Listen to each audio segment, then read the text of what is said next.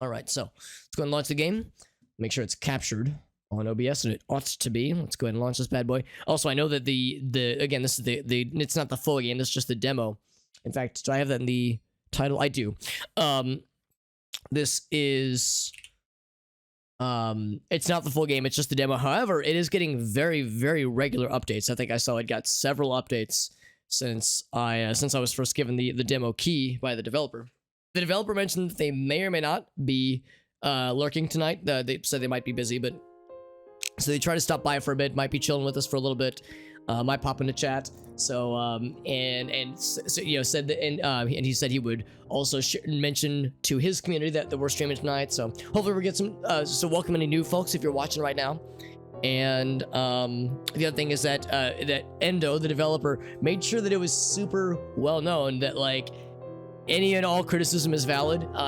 This isn't one of those things where it's like I have to follow a script or I have to like say nice things about it. He even told me, if you like the game, that's great. You can say it. If you think it sucks, that's also great. Say that. So he wants like 1 bajillion% transparency, which I think is nice. I think it's nice. Granted, I've never had to sign an NDA with anything I've ever done. We've done a number of like provided key streams before, that kind of thing. We did the Udi Dilly Bopper, which also like, yeah, I mean, I didn't have to follow a script. They had some things they wanted me, they had like a few, like in the case of the Udi, there was like a few things they like asked me to include with like social media posts, or just one post. But other than that, yeah, it was like super low key. So yeah, I've never had the thing where I've had to like follow a script or anything. So yes, early alpha, even insanely early alpha. I remember Endo had mentioned to me that this is so early access. Imagine Noita 5 years ago. And I think Noita came out 3 years ago. So to give you an idea, or like 2.5 even. So yeah, very much early access, or not even early access, but just early alpha. Got the developer's YouTube channel right there, where I would imagine they probably make pretty regular updates as well. Let's try out Scholar, and don't forget to wishlist, that's right. So I have no continue opportunities, obviously. I'm actually gonna turn the audio down a slight bit and turn it down through Windows, because I'm looking at the whatchamacallit, the Windows mixer, volume mixer, and it's a little bit up there. It's not a problem, obviously, for just casual play, but for streaming, I want to make sure everyone can hear my expert commentary, my brilliant commentary, whatever you call it, Alex. Gotta link it. Yeah, that'd be perfect, Irossi. Like I said, if you had a specific song or album reference, something like that, that'd be great. New game, that's fine. I am ready. I am mostly ready. Morello, are you related to Tom? We're alive, very good. A crystallogist workshop. Okay, to the north, all right, simple enough. All right, so our hot bar is empty.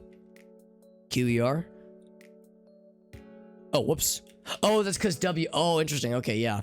That's interesting. Yeah, usually it goes 1, 2, 3, 4, then 5, 6, 7, 8. But yeah, you have to move your hands for that. It's a much easier move, moving your middle finger from W to E, and from your, obviously, index from F to R. All right, well, he says to head north, and head north we shall. I mean, I want to explore, but I have a feeling I should probably follow the tutorial fairly closely. A spell scroll. Open me up, says the book. Oh my. Oh, whoa. Open me up and put it in. I'm sorry, I'm making it weird already. This poor game, I've been playing this game for 60 seconds and I'm making it fucking weird. Alright, so press tab. Select the spell, okay. Very good. Fireballs, yum! School of Pyromancy. Explodes on contact with enemies, very good. And then at level 2, something called Instant Cast, which is exciting. Right, so we drag this bad boy. Whoop-bam. Whoops. Alright, so it's just tab to toggle that. And then with that, it's selected. I'm guessing I click my mouse button. Right click. Ooh, maybe I can't cast things in town. Maybe they don't want me burninating the village and or the countryside. Alright, so a wall has been casted to block off a gateway. Geometry element, or I'm sorry, geomancy element. Spells will counter each other. Interesting. Oh, okay, so it's like there's like a rock, paper, scissors thing. Or I mean, some people say rock, paper, scissors. True academics would say, oh, it's like Pokemon. So pyromancy beats so fire would burn down the walls, and that kind of stuff beats water, and water beats fire. Obviously, that makes sense. Make sure fireball selected. Press spacebar to start channeling, and then once it's channeled, oh, okay. You can cancel with right mouse click, and escape will show the controls. Excellent. Spacebar and spacebar, very good. There's an interact button, very good. Excellent. All right, so we can test it out. So it's fully charged. We can move while it's charging. And I press space again. We eat that sucker. Now that's what fully charged look like. Let's see what minorly charged looks like. Oh, so you can only cast once it's ready. Very good, very good. What's up, Whale? Hey, there's my girlfriend, or rather my fiance. Good to see you, sweetie. I need to get used to saying that. I need to get used to saying fiance. It is a good thing to get used to. Hope everyone's doing well. I was chatting with Grace a little bit earlier. I was telling her about, I messaged her earlier about the Futurama reboot, by the way. For anybody who hasn't heard, Hulu has picked up Futurama for a bonus season, which is exciting. The one downside is that John DiMaggio, I think is the gentleman's name, the voice of Bender, currently is not signed to reprise the role, so it sounds like they're probably gonna recast the role, which I'm sad about. Although there's a lot of people that do very good Bender impressions. Will it be the same? Probably not, but it's more Futurama, so I'm on board. The season, the 1 or 2 seasons that were on Comedy Central, they were all right, but I'm hoping this tickles the funny bone well. But yeah, we were talking earlier, which is nice, and I'm excited about the Futurama reboot. I want to explore. Oh god, what happened here? A giant crystal has crashed into this poor building. Can I interact? There's the F button. Because my little exploration brain wants to explore and poke around, but I feel like I should probably like stick to the script, Alex, and stick to what the game is telling you. I mean, that is a tough one. That is a tough one to get past. I will readily acknowledge. I mean, what's that one gentleman's name? The guy who voices Fry and Professor Farnsworth and both of the children, of like the main children, and I think Zoidberg, and like several characters. I want to say Billy West. I mean, he's like 90% of the cast as it is. Yeah, Billy West. He's the man. He's the man. OBS is still crashing on you, Will. That's so weird, because you were telling me that, yeah, you'd found you changed the encoder, and that seemed to help. And Zet Renegade. Yes, perfect. Yeah, the dude is a vocal chameleon. He is a impressive voice actor, to say the least. But I'm sorry to hear that OBS is still being weird for you, Will. Is it like giving you error messages or anything, or is it just like it just shits the bed? Also, we, of course, cracked open the gate. Let us press F to pay respects and enter the Eldritch Domain. Teleport us to the Eldritch Domain. I mean, the Eldritch Domain, it doesn't sound bad, right? Higher end games, maybe? I mean, it sounds like you've got a pretty good graphics card, and you've got a pretty good CPU as well, so I mean, I would think it shouldn't be too big of a problem. I guess if you want, you could try something that is on the lower, scale, so to speak, and see how it goes. But I don't know, you mentioned you have a 3070 Ti, which is pretty darn, I mean, that's a very modern card. So I would struggle to think that any modern games, as long as you're not playing on like max uber settings and 4K, I'd imagine that should be able to handle just about anything. Oh, but it's not installed. Oh, okay. That might be part of it then. I don't know what your old card is, but yeah, that might be it. But yeah, maybe experiment with older games or just less demanding games. Because there are newer games like this one that are in development still that are pretty light on requirements. Press tab to your spells. There we go. And of course, yeah, we can select multiple well, not multiple, but we can bounce around to different things as we explore them. And I like this purple moon in the distance. I like that kind of glowy kind of effect there. That's got a nice aesthetic. Got a 1070. 1070 is pretty good. 6 damage, very good. And of course we can, there's a cooldown. That makes perfect sense. And you do move a little slow when you're first charging up the spell. We got the giblets, we got the juice. Yeah, 1070 is a decent card. I think that's probably comparable to what I have right now. Can I ask what game were you trying to run? Try to install, but you need a different connector. Would it be do you mean like a different motherboard? Oh, trying to stream Lost Ark. That is a brand new game. I don't know how demanding the game is. This can interact with it. Might just be, yeah, just foliage. Little like giant thorn foliage thing. Oh, it's a power supply issue. Interesting. I didn't know that. I wonder if my power supply wouldn't be able to support something like that then. Because when I think of graphics cards, I think it just plugs into the PCI slot. So if they're on the motherboard, so if there's another thing you need for the power supply, kind of makes sense because motherboards are getting juicy. They're getting big and beefy, so if there's additional things that have to happen. So my motherboard is pretty modern. I got my motherboard 2 years ago, maybe 2.5 years ago. And I like it a lot. And it's got the M.2. It's got two M.2 slots for it, for those SSDs. It's got DisplayPort. Actually, I guess the graphics card is one that's DisplayPort, but it has like USB 3. It has like a lot of modern things on it. And I'm pretty sure yours is pretty new as well, Whale. So it's like, well, shit, if my motherboard's lacking something, then yeah, I have to get a separate connector or something. 2 connectors. Good to know. Good to know. Thank you, Whale, for when I inevitably upgrade. Yeah, this guy got fucking murdered, apparently. Spire killed him, was magically summoned. Okay, so this isn't natural foliage. This is something that was brought into this world. And thank you, Wrecked Pickle Popper. What a great screen name. Holy shit. Thank you for that follow, my friend. Actually, that's a good demonstration. With your follow, you have inspired me. Or rather, you've reminded me, because for those who are curious, or maybe if you've never been to my channel before, in the top left corner of the overlay, you'll notice this cool little formula that talks about extra life points.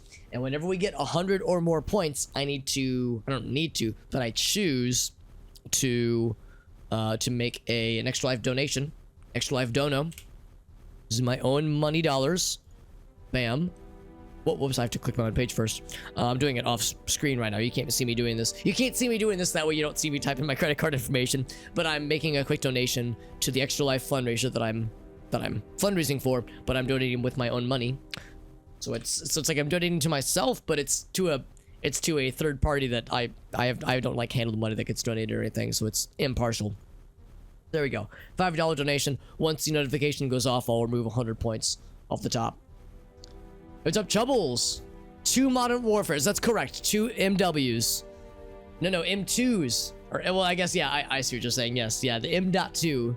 Yeah, those little, like, super thin SSDs that are rapid, super gamer fast, which is awesome. What a Chad gamer mode. That's right, Chubbles. That's right. Somehow the physical manifestation. It has like 2 of, like, Xbox 360 game cases. You just plug it right in. How to talk when no, it does take some getting used to, Whale. Yeah, I mean, I've mentioned before how when I first started streaming, I had an average of 0 or 1 viewers for 6 months, maybe a year. It took a long time for people to ultimately find me. And it took networking, it took, consistency and having a schedule. It took a number of things. And of course, it helped that I already had a YouTube channel, so I already had some people that followed me already that came over with the shift, but still it was kind of a reset in some ways. So, and yeah, that's one of the things that you kind of have to pick up on is just being comfortable with talking and being lively and hopefully entertaining when there's no one presumably watching, although you never know, there might be people lurking and you don't know. I mean, of course, right now I know that there's Chubbles and Whale and Gracie and Irossi that were in the chat earlier. I mean, but there might be more than that are lurking. I'm happy to have lurkers because lurkers are the lifeblood of so many streams, myself included. But yeah, it's like a different kind of thing to get used to, and it is awkward at first. I totally get it. Again, I had it easier because I was on YouTube for like a few years, I guess several years prior. And when you're like recording Let's Plays for YouTube, you're exclusively talking to yourself with the knowledge that people will see it later. Whereas with Twitch, you might be talking to yourself and you could re-upload the videos somewhere if you wanted to. Some people might watch the VODs, but for the most part, it's live only. So it's a different kind of vibe, and it's a little weird and a little bit clunky. So yeah, the thing I always tell people is that, yeah, just if like, streaming is great, it's a fun hobby, it's not for everybody, but if it is something you want to try, then it is worth trying. But yeah, it does take some getting used to it. It takes a while to kind of get your sea legs. Also, sorry, I'm getting distracted here, but I enjoy the conversation. I like this kind of stuff. It's a good topic. So we might be able to convert or like retrieve a magic scroll out of this guy's corpse. So whenever we see somebody felled by a potentially magic effect, we might be able to procure a thingamajig. And look at this, we procured a thingamajig. So it's an ice wall, which is interesting because this looks like a tentacle thing. I was expecting like tentacle magic, but ice magic I'm down for. This is hydromancy. Pillars of ice that block pyromancy, obviously. We got a map here, which is really nice. Bam. And well, bam. There we go. So, we can select this guy instead. So let's try this bad boy out. I think it said it creates a wall. I like this overlay a lot that you can see it before you place it down. That's kind of nice. And I cannot go through it. Can I melt that shit? Okay, so I can shoot through it and it will not melt, which is kind of nice. And it lasts for a good while. It seems like it lasted for, what do you think, maybe 10 seconds or so? It's pretty generous, which is nice. So yeah, we've got our map here. More floating crystals like the one we saw that crashed into that house earlier. And yo, Vampirial, thank you, my friend. How you doing, Vampirial? Good to see you. We're playing a very new game. It's a game that is so new, it is still in development. It is not in early. It's not in early access or anything. It's not even. It's not purchasable at all. It's not pre-orderable. So this game is still very much, excuse me, heavily in development. But it's pretty cool so far. Let's place this bad boy down to block that shit. There we go. It's pretty cool so far. We're enjoying it. Thank you, Vampirial, for that raid. Here, let me do a quick shout out for Vampirial. Vampirial's a cool peep. They're a friend of the channel and a cool person. Playing some Pokemons. That's awesome, man. How'd it go? Oh, you've heard of this game. That's interesting, because we were watching Alias Bot, one of my favorite Noita streamers for the day, and he was streaming this game. That was my first time hearing about it.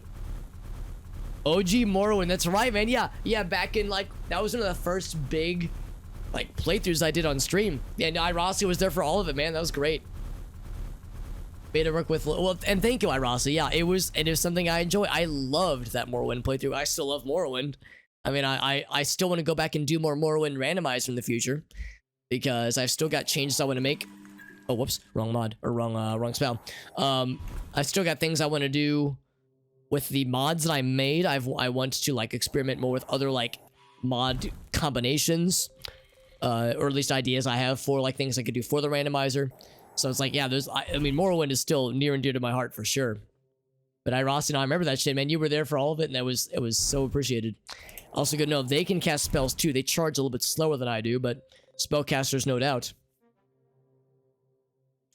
Got training up Pokemon, very nice. So yeah, this is Sword and Shield, obviously the one that came out a little bit a while ago, a couple years ago. Have you played Arceus, Vampirial? If you're a Pokemon person, I'm sure you've heard all about it. I mean, I have a number of friends who've been saying since the game came out, like, holy shit, I've been wanting a Pokemon game like this for decades now, and here it is. So it sounds like people love it. I know Sword and Shield wasn't everyone's favorite, but I know that a lot of people still loved it. Playing that on stream, awesome, Vampirial. That's great. Thank you again to Vampirial. As you can tell, Vampirial is a Pokemon extraordinaire, but they're also a friend of the channel, and I appreciate you guys raiding. And yeah, while we try out this brand new game, or it's not even brand new, but still in development game. As always, since I know you just finished up your stream, Vampirial, I won't be sad if you have to hop off or get some sleep or get a snack or what have you. If the view count goes down, I don't take it personally. So I hope you know it's not an expectation, but I'm glad you're here, my friend. And here's Alter with this cool parted haircut. Channeling his inner, okay, yeah, he's not resting. And our book is able to talk. It is a talking book. Nothing more evil than a talking book. No shit, what's he doing? It is like, oh yeah, of course. Thank you, Vampirial. Thank you for that raid. Very much so, my friend. Alright, so we made a wall happen. Good job. That wasn't a very good teleport at all.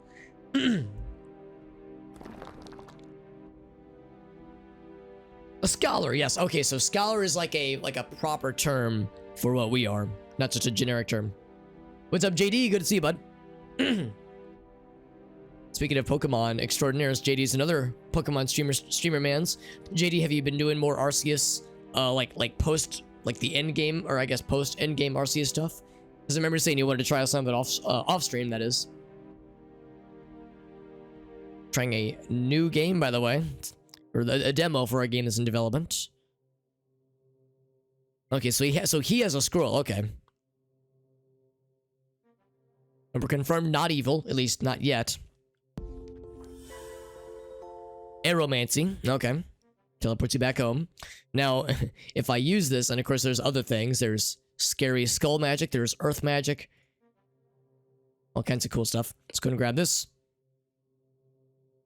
Actually, I'm going to put this like over here. R for like reset, which is to say reset me back to where I came from. Put that back on there. Just because that's not a combat skill. It's more of a utility skill, so we'll keep them separate. Almost finished the Pokedex. Hell yeah, JD. That's awesome, man. Those who don't know, Jet Dive, his name is JD. He streamed a full playthrough of Arceus through the main game on his channel over the course of like, what was it, like 2 or 3 streams, 30 or so hours. They were very long streams, but he like powered through those games. It was impressive. Or that game, not those games, but the one game. It was very impressive. Usually when I'm talking about Pokemon, there's 2 of them. There's like, you know, the red, blue, the gold, silver, the sword, shield. So, I'm like used to saying like, oh, there's 2 of them. But Arceus is one of the first, more or less main games in a while to have just one. Also, looks like this is the end of the line here. Let's go ahead and teleport out. And back home we go. And the dude was unable to come with me, so I was just like, all right, thanks, fam. See you later. Let me just take your scroll and leave. 30 hours, man. That was nuts, man. That was incredible. Hello to this gentleman. Or this lady. This woman. Paper minerals to increase damage. Interesting. Oh, that's the stuff we've been collecting from bad guys, I think. So could I say, give me a spicier fireball? We have... Oh, that's what these are. Cool, cool, cool. Oh, but that's the different... Okay, different currency. Okay. Gotcha, gotcha. And I'm guessing that's the same for all these, right? Oh, the spells do... Oh, so it's only for damage spells. Okay. Got it. Cool.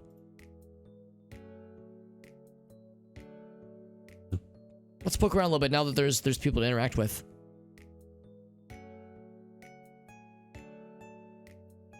So this guy's got, looks like he's a shop. Oh, oh, he did come with us. Okay. There's a shopkeeper. It's degrees. Oh, okay. So there's different ways to upgrade spells. Very nice. So some spells have damage. Others just want to decrease cast time. Oh, cast time removed. That's what instant cast means. Got it. It is a roguelite. I think so, maybe. Actually, it might not be. It might be predetermined what bad guys there are, that kind of thing. This game is still in development, so it might eventually adopt new properties. But I remember that the developer was saying that that I was corresponding with. He was telling me that like it's still very early on in development. So this is kind of just an early alpha, maybe even a pre-alpha in some ways. So let's see. We have 5 essence. That's easy. Yeah, absolutely. Upgrade that bad boy. Bam. So instantly cast the spell. Perfect. Can we upgrade it more? I guess there wouldn't really be any need to. How's about this guy? Bam. Costs 5. Sure. Bam. And upgrade it further with 10. Let's see. Cast time was... I mean, that went down a decent bit. We could also remove or lower the cast time for teleport. I think I'll hold off for now. I feel like there might be things I wanna save my stuff for. In case there's any super expensive upgrades that I just can't live without. I'm guessing there's probably not much. Oh yeah, there's a wall down here. I always love to look for secrets in games like this because I think of like Diablo 1. What was that lad's name? Wirt would be like off in the corner. There was the cow, which was more of like an in joke that became an Easter egg, kind of, sort of. It's like I'm always like, ooh, I wonder if there's any super sneaky secrets anywhere. There's the Eldritch place. Oh, it's a different gateway. Oh, okay, never mind. So it's different now. Okay, yes, no secrets yet, at least. So yeah, this path just kind of ends abruptly, but I wonder if there will be more stuff there. Oh, here was the previous gate, I think. Okay, anything else? I can't go in there. I'm guessing as we like find more NPCs, this might get built up. Okay, let's go ahead and hop in. New portal times. Let's see what we got. Shazam. Welcome to the water domain. Delicious. And the camera is is considerably zoomed out when you're in the dungeon, which is kind of nice, actually. So let's see how instant this is. Oh wow, that's instant. All right, yeah. The recharge is still a thing, but it is very instant. They were not wrong. And then for ice walls, it's pretty quick. So if I need some distance between myself and some adversaries, maybe not distance, but just a gap, that's one way to do it.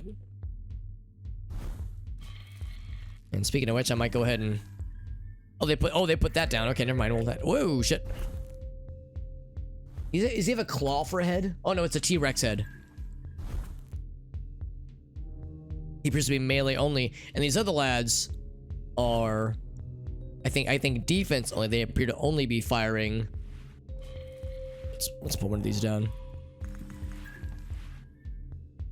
And of course, they do damage the walls that I put down.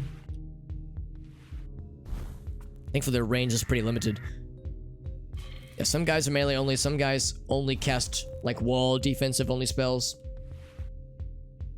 Guessing I'll eventually get that air attack that they're doing as well. Oh god, as he sputters and dies. Oh, what a sneaky bastard. I thought I could get past that wall there. Okay, it's not defensive only. These guys got some schmoves. Although, now that's one unfortunate thing. Since they're attaching him from the side, I can only cast things from the side. From, like, the side direction.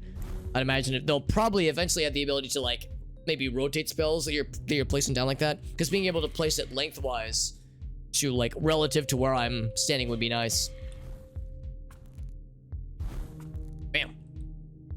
Oh, I like the little jetpacks, or I guess water packs. It's kind of neat.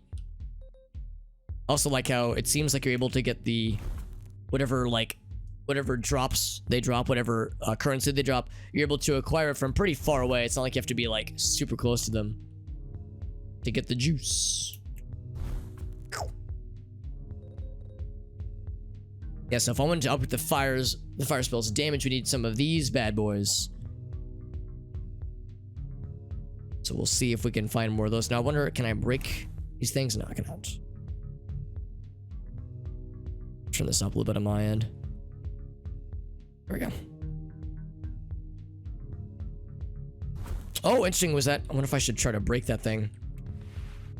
The off chance that it's trying to, that it like spawns things. It's a nest or something. Whip. Put that down. And I can shoot past my walls. Yeah, which is really nice. So can I burn this motherfucker to the ground? I cannot. Okay. So it's just it just one time summons new things. It's not like in Diablo where you have like nests pooping them out constantly. Oh, that was cool. You can like a single projectile can hit multiple lads. There's like a latent, I guess like a splash effect almost. Looks like there was target practice here. Now can I do a target practice? Oh, and I can't, it even shows the damage. It's kind of neat. Oh, we can push these. It's cool.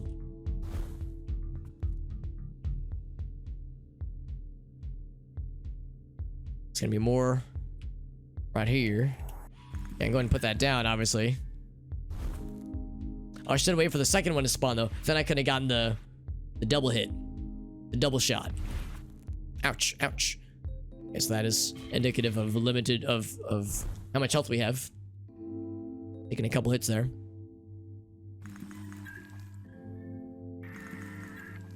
Let's keep moving. You see them casting things. One interesting thing is that unless I'm missing it, I don't think there's a way to see ahead of time what it is they're casting. Unless there's like an icon. Oh, maybe that's what that is. Fireball? Okay, never mind. You can see what they're casting when it's in when they're charging it up. Wham. Ooh, a new thing. Rock wall. Okay. That's geomancy. Yeah, we saw that earlier. So it's a wall spell, but it blocks different things. Interesting. So that would block ice or water projectiles. That's this guy here. Now, at one point, Alias on his end, he was streaming when he was streaming this game. he discovered that, and I don't know if it was this one, but certain spells interact with each other. So here's a rock wall spell.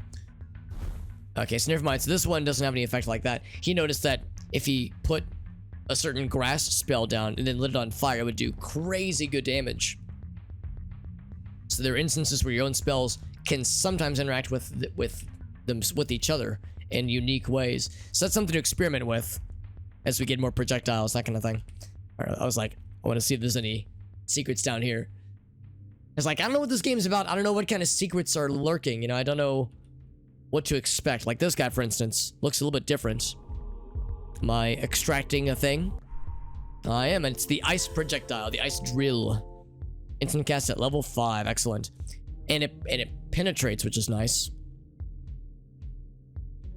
All right, so go ahead and slap that bad boy down. Whoops. I think it's got to be kind of exact with the mouse placements.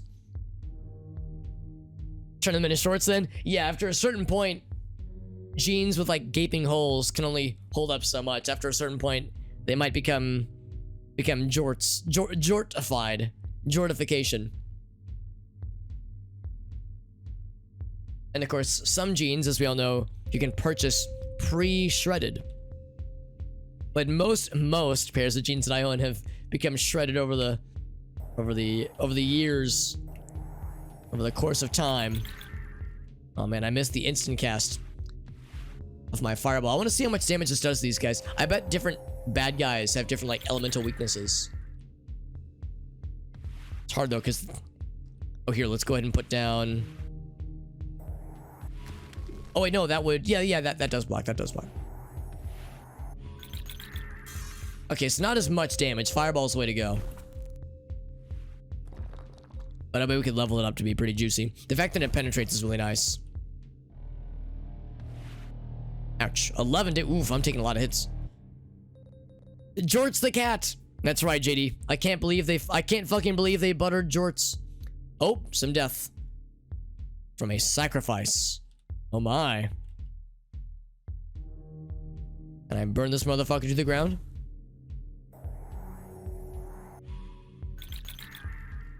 Like that noise. The icy noise. Oh, I should have waited.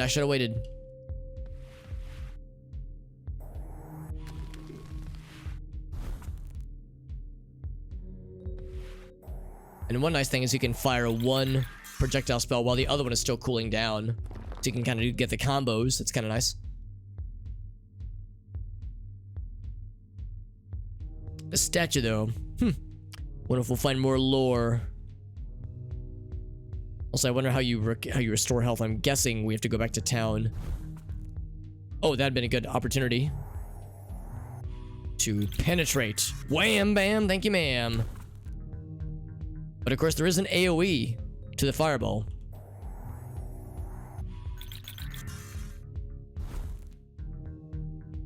Oh, and he dropped a thing. That's exciting. Can I cancel? Oh yeah, it's right click. Yeah, I remember now. So we got Thorn Patch. This is the one that I think that I saw Alias playing with. Spell can be combined. As a person who played Druid and Pathfinder a bunch over the past couple years, I'm down for any kind of thorns. Deluge. Damages the first enemy it hits. Interesting. Alright, so now our spell bar is becoming quite full. So how about this? Let's put a wall over here. These will be utility wall spells.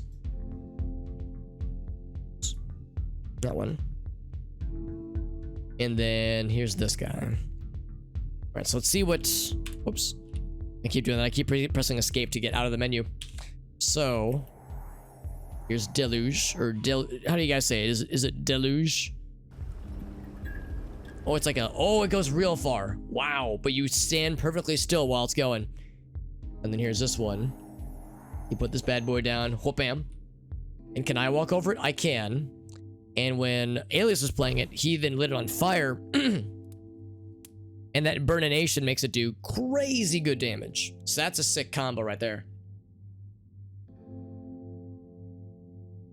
Now, conversely, what if I do this? I put this bad boy down, right here, and then water it. What do? Oh, it gets big. It embiggens, and then light that shit on fire. Oh, okay, so you can't do all three. Still, though, it's pretty sick. Can I freeze it? That's really long, too. So yeah, good combo is possible. I'm guessing freezing it probably wouldn't do anything. Let's find out. Oh, same effect. Okay, it doesn't matter what, like, flavor, what, like, sub-flavor a spell is. The domineering magic is what determines, you know, what goes down. Interesting. Very good, very good. Again, my health is getting low. I might have to teleport back to town at some point soon here. I'm getting a little bit bodied. Here's a building. Oh, another one of these. Little cocoon that has been broken or corrupted or something. Oh, oops, wrong button. Oh, good, I can upgrade some things now. Damage-wise, at least. That's very nice. So far, fire is our best damage dealer. I wonder if I should stick with that. However, let's do this guy. Whoops. Let's do the alias strat. Wham. And then bam. So that's it's pretty good damage. Wasn't as much as I was hoping it would do. These guys might be resistant to fire, which wouldn't shock me. That we are in the water dimension after all.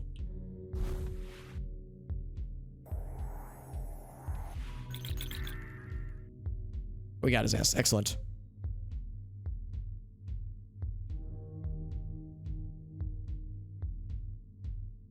Let it be known that I'm not particularly sure which is the correct way to go, so I'm just kind of wandering. Tab. Can we zoom out? Okay, so I can't move the map, nor can I zoom out. I see the little, oh, maybe that's like bad guy location estimations. Little sprinklies.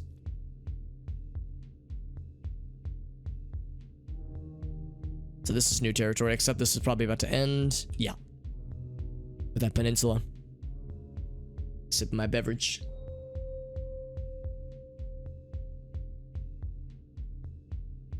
Now one of these. Is it more monies or more spells? More monies. Very good.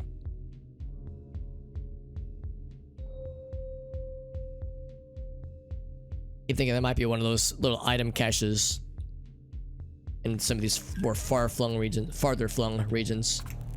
Ouch! This guy is currently stuck. Dinosaur man stuck. No, I shouldn't be too comfortable here because they got fireball. It's a fast spell. Scary one. Bam. I like their animation where they're as they're like riding the little jets, little jet boots. When pre-charge it. It's nice that when a spell is charged, then you get your free movement back, or full movement back. So that's kind of nice. So you can ready a spell. Whoops, maybe not in that case. You can ready a spell like pretty early on. Get all your speed back, and then just, yeah, then start schmoving. We've already been there, obviously. But we're, okay, this might be like the southern wall from which we can go no further.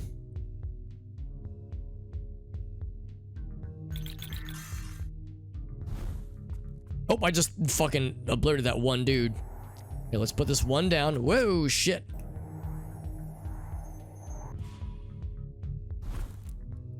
Look at that, they ran into it multiple times. They took big damage. Teleport home, upgrade those scrolls, yeah. That's good to know because, yeah, then you can... And for some enemies, you can combo them. The floating guys did not combo. They took one hit. However, they're floating. Maybe they have an innate resistance to any kind of ground-based attacks. Wouldn't shock me. Oh, that is the wrong spell. Because they burned that shit to the ground, giving zero fucks, rather. So yeah, we might want to head back to town because I'm getting slightly bodied.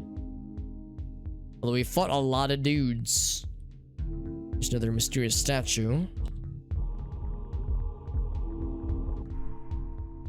And they gave a thing. Do I water it? You know, I haven't even used this spell at all offensively.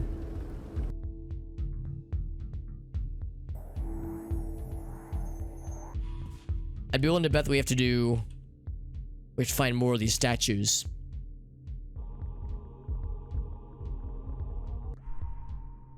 And more little giblets. That is very good.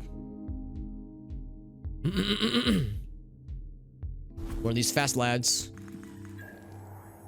Gonna try to move diagonally because those guys like their projectiles. Oh, speak of the devil. Oh, they got stuck. That'll do it. Yeah, we'll do it.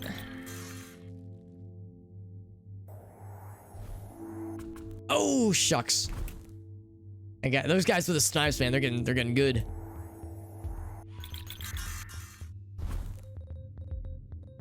So what I wanted to do was do my cool fire floor effect.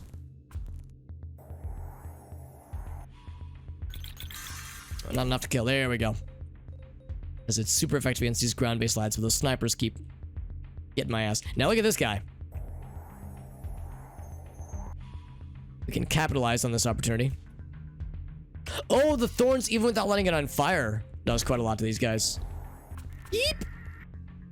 Now might be the time to leave, because I am getting danger close. We got a cool shiny, and I like the shiny.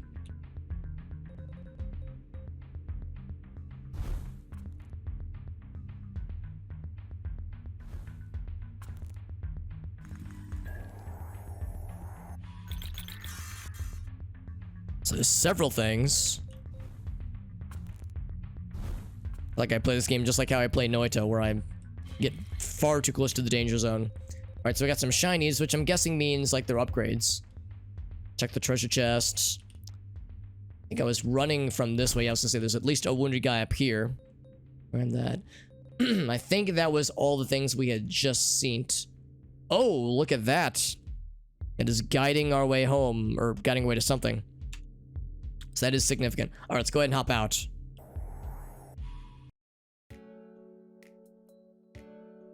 And yeah, leaving does automatically fill you up with health. Let's upgrade some stuff. So, I'm guessing... Actually, here, let me close out of this real quick. Little sparklies I was picking up. Was that leveling up our stuff? Oh, here we go. Yeah, this one says level 5. So yeah, we have everything. Look, actually, what does this mean? Here, what if I... Yeah, put everything back. Yeah, level 1 teleport, which makes sense. No, wait, no, wait a second. Maybe I misunderstood. I thought I did level this up because it says level 1. And it says instant cast level 2. We do have the instant cast right now. Maybe it just didn't upgrade the text necessarily, but the upgrade still happened. Because we were picking up little sparkly scrolls, and it wasn't doing the thing where it was saying like, you learned a new spell, and I don't see any new spells here yet. So I think what might have happened is that we were like picking up little levels for our spells. Here, let's put our utility walls back. Put that all back, put that on, whoops. Teleport is... Here, yeah, that's a... Okay. Do I have... Oh. There we go. Switch those over. There we go. Alright, now in good shape. Alright, so with that... Oh, right, upgrade. So for sure upgrade our fireball. From 6 to 7, that's pretty good. Costs more stones to upgrade, understandably. I think I might also go for an upgrade on this one's like really good because I could see it being good for like certain enemies, maybe even certain bosses, but it's not so effective against flying lads, so that's why I'm less inclined to go for it. I think I want to also upgrade this one. And I haven't even used this one. The problem with this spell is that you're rooted to the ground while it's happening, so it's a commitment. I also want to make that one cast faster. So let's go for that. Let's do one more there. That's it for now for damage upgrades. So fireball. Oh yeah, that one's already, yeah, we can't upgrade more. Let's upgrade this one a bunch. So that one's instant cast now. It'd be nice to have this one be instant cast. It's expensive. Ooh, does this one, I wonder if it can't be brought to instant cast, because that's pretty expensive. How about this guy? I think only some of them can be brought to instant cast. I think it says when you click on it. Or you'd have to just level it up a whole bunch. But we get a lot of these essences.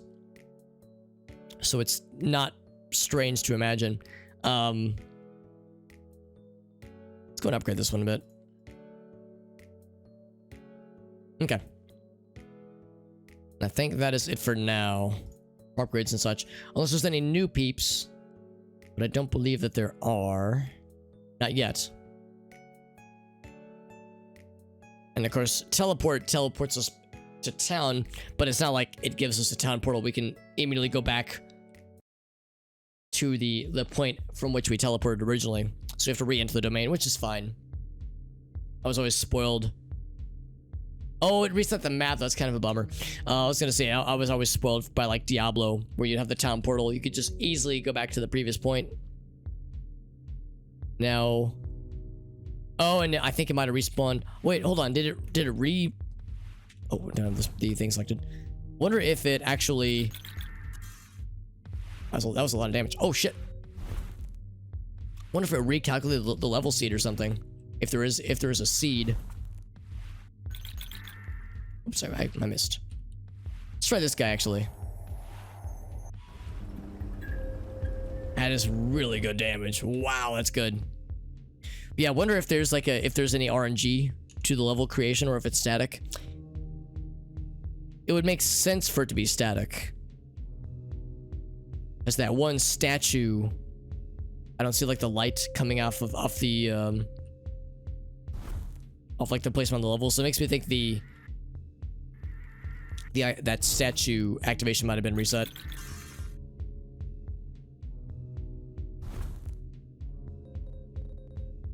F sharp, is there a particular thing you're doing, Chubbles? Like if you're like playing an instrument and you're trying to hit a particular note. Oh, what a snazzy, sneaky son of a bitch, placing those things down. What a sneaky SOB. Now what is this? A new spell, Hail Sphere. Can be combined. Instant cast level 15. Excellent. Oh, the programming language. Right. I forgot that F sharp existed. Yeah. Okay. Yeah, I was like F sharp. I thought that was like a musical thing. Yeah. I forgot F sharp exists, but I don't know shit about it, honestly. I've never even laid eyes upon F sharp.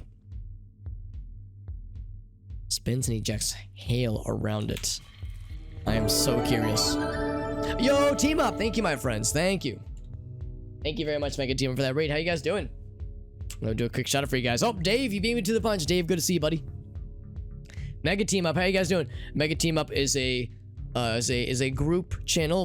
Multiple people stream to that channel, and they do lots of different things. They play a variety of games, much like I do. However, one of their main things is that they will browse itch.io and find weird, quirky, unique indie games and play a bunch of those. It looks like that's what they were doing tonight. Thank you, Shercock. Thank you, Team Up. Thank you, You're a Drunk.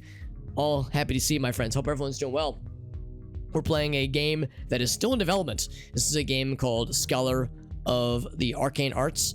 It is still in development. I'm playing the demo right now, but it's so early on, you couldn't even buy this game if you wanted to. There is a store page on Steam, but there's no pre-order or anything like that. It's still very early access, very much an alpha build right now. It's looking solid so far. We actually just got a new spell, and one nice thing is you can combine the spells in different ways.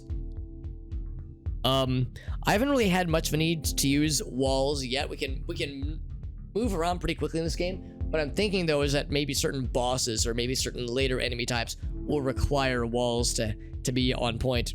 So what I think I might do is temporarily kind of switch out some of these bad boys. Yeah. So I was about to ask, yeah, what game are you guys playing tonight?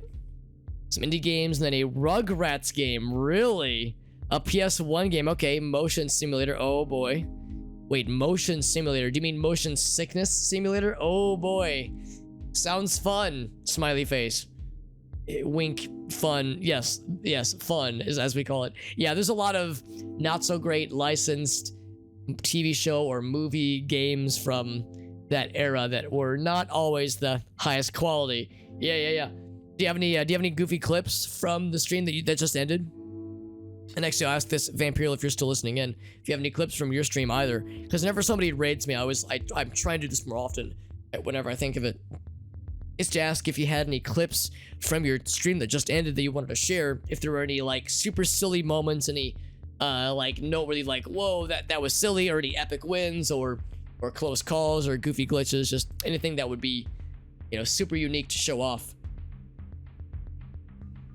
Let's take a look at this new spell, by the way. So we got a new spell. Channels about 2 seconds, and there it is. Yeah, fires off a bunch of little frosty, spiky friends. Reminds me a little bit of Frozen Orb from Diablo 2. Shouts to Frozen Orb. Also, this thing lasts a really long time. That is a very generous projectile, and it says it combines with other things. So if I do one of these and fire at it, oh, it launches it. It's like steam now, and it's no longer projecting ice, but it is faster. Acute Reptar, excellent. The game crashed a bunch. Well, I mean, yeah. Just try to avoid looking at the screen. Yes. But there was a Castlevania game. I am interested. What if we do this? Ice, and then more ice. Okay, that doesn't do anything. Has about... Bam. Okay, so it makes it grow as you would expect. So there might not be spell-specific synergies, but there are like spell school synergies. Also, here's a dead body massacred by... Oh, except I'm getting blasted. Getting booty blasted. Let's fuck this guy up. Also, we have another entrance thingy, which is exciting. Whoop. And these guys, I think, are... Oh, look at that. They destroyed my shit. Wasn't very nice of them. I can cast through that cave. Also, I killed something without even seeing it. What I wanted to see is if they're susceptible at all to the thorns. My theory is... Oh, they are! Or at least that one is. I think he's just barely away from it, though. It's got the sparklies. Again, I'm not 100% sure what the sparklies are. Little twinkly scrolls are. But we're finding them sometimes, and there's some kind of upgrade. Anyway, let's grab this, because I'm curious what this might be. Oh, okay, I was thinking it might be a new spell effect, but it's just more of the upgrade currency. I'm gonna check that out in a second. Let's remember that this is in the bottom right-hand corner. Let's see if we can find... Oh, hold on.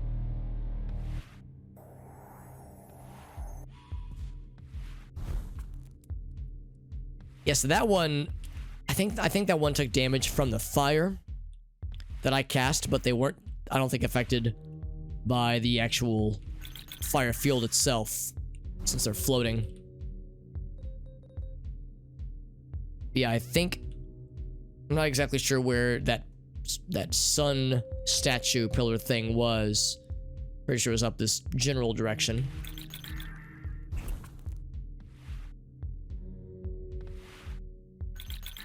Trying to use that more often, especially because it does pierce, which is nice. Whoops. And more of these fucking lights. However, this is a very effective spell to use against them, because they'll run into it a whole bunch and get real messed up real good.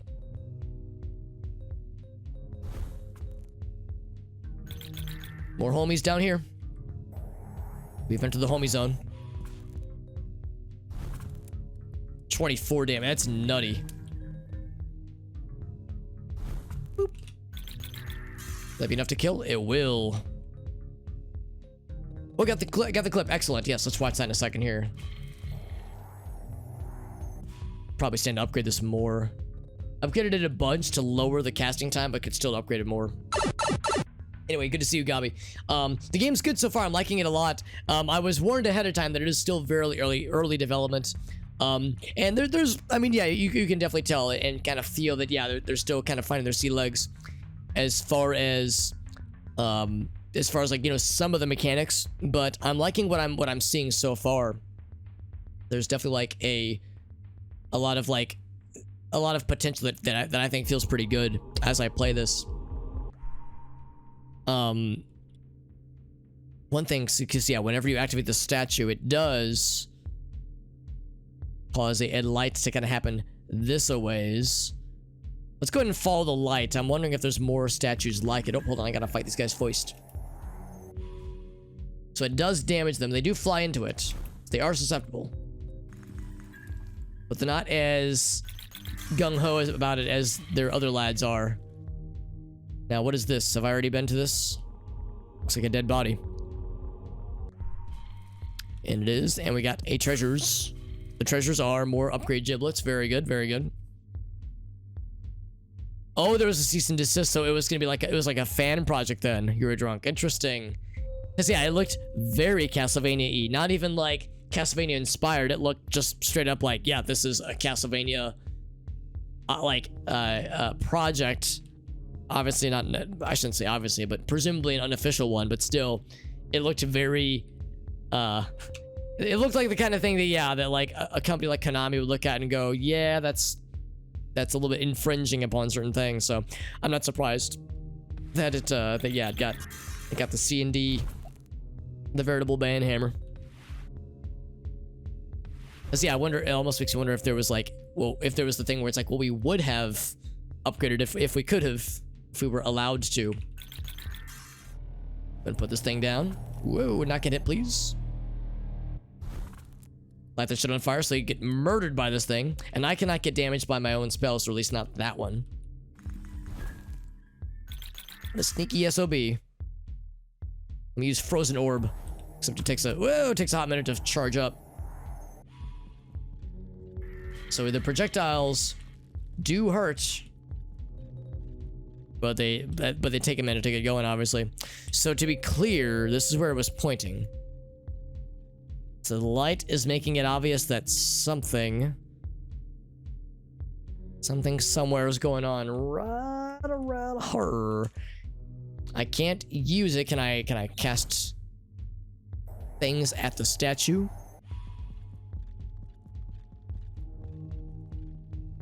I don't know what they want. Maybe if I do this. That was interesting. It looked like it popped up on its own. Oh, the ice projectile probably hit it exactly. What's thinking about? So it doesn't really have much of a story yet. You play as a scholar, which is a mage, obviously, with the robe and the hat, and a floating book that talks. And we're acquiring new spells. We're adding the spell list to our inventory. And we also have a map, obviously. So we're like traversing this realm. We're in the water dimension right now, and we're just exploring things, just kind of feeling things out, seeing what it's all about.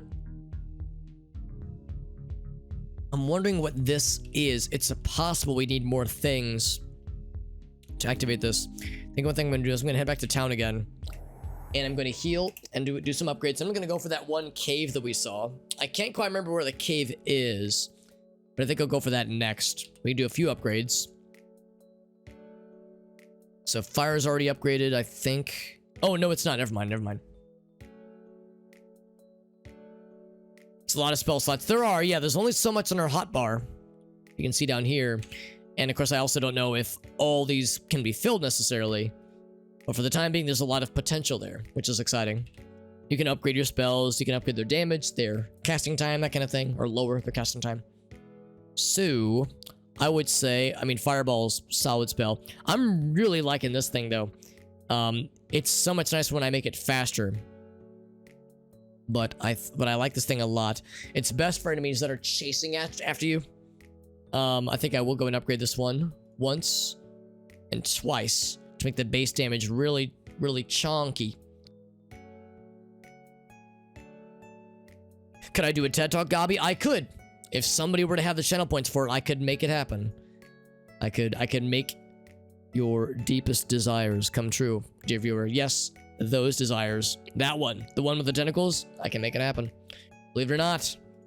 Your deepest fantasies. Make it a reality, baby. I think this one becomes instant cast at 5. Is that correct? 1, 2, 3, 4, 5. Okay, I was wrong. Maybe 10. So I like this ice one a lot. It's expensive. Okay, there we go. Oh, okay, so it's not instant cast yet. One of the newer ones was an instant cast, but I can't remember which one.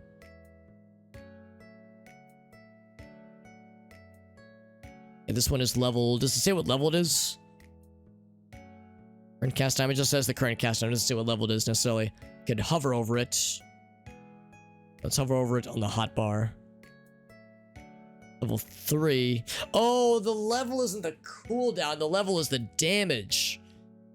Ah, I get it. I get it. Yeah. At level 2, they mean cooldown level, not damage level. I get it. I'm learning. Okay, wait, what's up, Aether? Good to see you, bud. Yeah, I think you're right. It was, if it wasn't 10, it was 15. Some multiple of 5. Thank you for joining, Aether. Yeah, I think you're exactly right.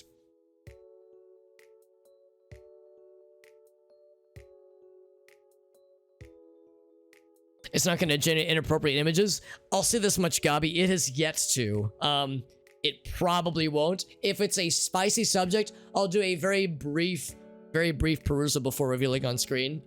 So as to avoid any, you know, twitchy banhammers of the like, to avoid any shenanigans. Because it is just pulling stock photos. Well, okay, that's not true. Some of them are not stock photos. Some of them are GIFs, like animated GIFs or images from news sites. So it's probably not pulling from anything unsavory, but you know, any kind of thing that is dynamically retrieving images from the internet has an inherent, we'll just say, a little bit of a risk, you know, a little bit of a spicy like, but I'm not too terribly worried. We got the safety measures in place. So I think we'll be fine. I think that cavern, I think, was down this ways. So let us explore down this ways. Sounds like I'm saying down this sways.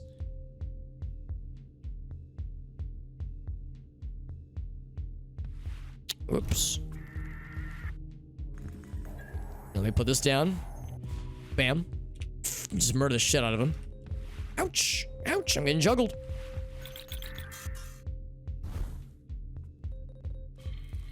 So did I get both of them? Let's see, I know these lads are over here. Get fucked. But she can still cast things at me from there. Let's do one of these.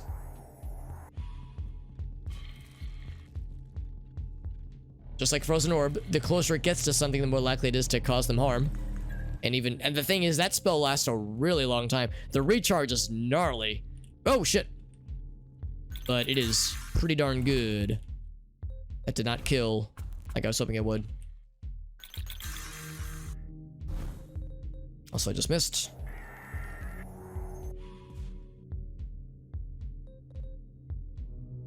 And those bad boys. Oh yes, Gobby, it's called hentai and it's art. Let's see if I can find that cave entrance, and we'll do that shit, Mr. Gobby. For science, of course. Yeah. Only for science. Nothing, not for any degen reasons or anything. Don't want to ruin the surprise. Yes. Yeah, no, like I said, what I usually do is I scroll through it very briefly, very quickly even, and I try to use my peripheral vision to kind of get a quick little like I don't read the slides if I can help it, because the words I'm not too worried about. I'm more worried about images. I'm worried about pictures, and like that's the thing that could be NSFW. So I'll give it a quick perusal. And then like just with peripheral view, that way I'm not seeing too many details. I'm only seeing the potentially spicy ones. And that will be good. So yeah, so still haven't found that cave. Maybe it was further. Oh wait, did I just take damage? 11. 11. It might just be a rendering, a drawing asset left over. The cavern might have been further this ways. Yes, this is a test. It's for testing purposes. You know, we're playtesting a game right now. We're not playtesting it per se, but this is an early, you know, demo look at a still in development game. So in the spirit of you know, trying things for science, let's try hentai for science, Gabi. Alex and Gabi are experimenting with hentai for science. Tell a friend.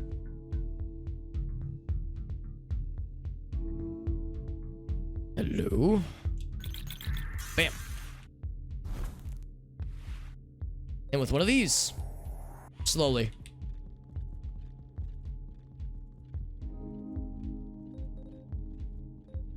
So maybe I'm wrong. Maybe that cavern entrance wasn't along the southern area. Maybe it was further up than I was thinking it was. But I thought it was... Yeah, because we've explored. That's like the southern barrier right there.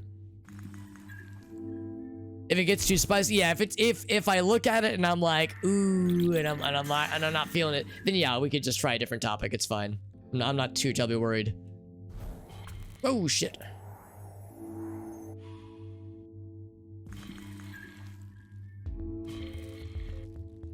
Did I kill him? I think it did not.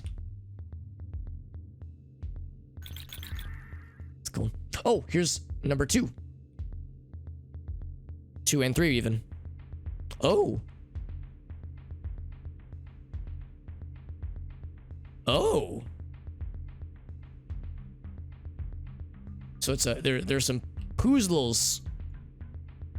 Okay, so I cannot drag anything around here. And the dam.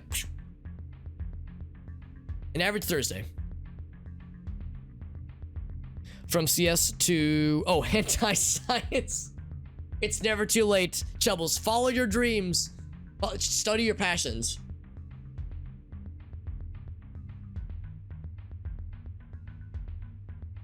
Now what could this be? 1, 2, 3. New moon, high tide. Uh-oh. Do I regret this? This is definitely an area I've yet to explore. What we might go ahead and do is do the TED Talk pretty soon, because it might take me a while to find that place that I was wanting to find earlier. The problem is that I keep going back to heal. One nice thing would be like healing potions. Because yeah, the fact that it resets the town, it's nice because it means there's technically no limit to the number of resources you can find, and that part is good. I like that a lot. Whoops. Yeah, sure, I'll put that down. Why the hell not? Oh shit. The one downside is, yeah, it means that you invariably, like I am, unless you're like really good at this game, you will get your ass kicked a lot, and you'll have to go back to town to heal a lot. And you kind of, you know, don't lose your progress per se. You can still kind of remember where things are. But in my case, I have lost my way. Wham! Oh, he sniped that shit. Hit him with one of these. Fuck you. So it's damaging these lads. Whoa. Grab that. Whoop-bam. It's gonna summon more. Oh, alright, it's too late. By the time you've seen it, it's already too late. They're already waiting for you. That appears to do nothing to the flying lads. But it's different from these flying lads. You know which? It's with one of these that'll probably do a lot of damage to generally most of them.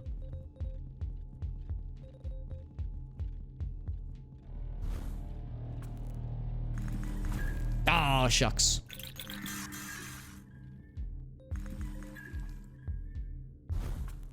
There we go. There's another one of these. Just like the one we saw earlier. More upgrade stones, which is good. We haven't found any of those in a minute. Getting pretty low on health, so what I will inevitably need to do when I do find this cavern, get these reset as well. When I do find this cavern, then I need to go back and like look at the map and see where it's located. Because yeah, I've already been through all of here. Maybe it's up here this way, because like there's obviously some bad guys there. There's the 11. Very good. That sun statue was over this way. Now I wonder, did this reset? Because we have already looked at this one previously. Looks like it also has reset. So again, you could technically get infinite resources, or at least an infinite like tapping of resources. And here's a second sun statue. Oh, the other one's pointing up. Oh, interesting. I'm beginning to wonder if there is indeed some RNG to how the level is constructed, because I'm starting to wonder, like, maybe maybe there is no cavern this time. Oh, unless already been there. Those guys are dead. Because I find it weird that I haven't encountered it yet. And this treasure chest.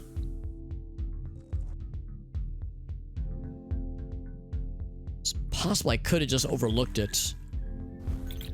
Oh shit. Gonna put this down right here. Just let them rock it. Oh, they destroyed it. Well shit, there goes my brilliant plan. Or I was thinking I was a professional gamer. Turns out I've been an amateur gamer all along. All right, I think what I'm gonna do is after this battle, I'm gonna warp back to town, do the, I'll grab that, do the TED Talk, and then re-enter, and try to just be more perceptive this time around, because I'm wondering if I just walked completely past this damn thing. And get frozen orbed. Fuck you. I like that one a lot. It is really nice.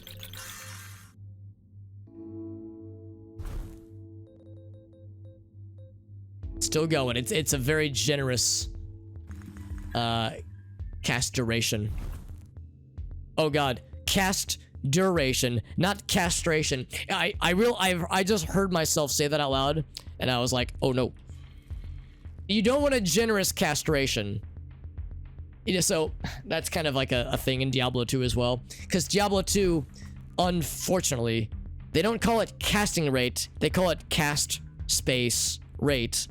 And if you say it out loud too quickly, it sounds like you're saying like, oh, it's a good cast rate. And then you go like, oh, now I feel dirty. I'm a dirty boy. Like, oh yes, that's a good cast rate. Thumbs up. Like, no, you don't want a good cast rate. You don't want a bad one either, I guess, in all fairness. I mean, if I'm being castrated, I want it to be a clean job, but you know, I want it to be done by a professional, but I would rather not have it at all if I can help it. If it's on the menu, I would rather just, it's like, nah, you know, I'll hold mine. Hold the castration, please.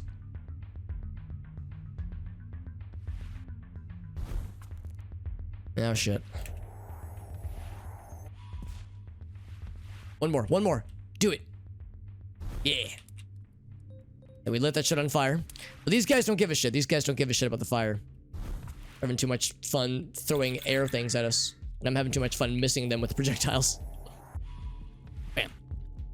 You don't want to slow... I mean, yeah, you might as well make it quick and painless. Well, painless. You know, get it out of the way, right? Like, you want to just get her done. But... yeah, if there's an option for it, I'd rather just avoid the whole hit caboodle altogether.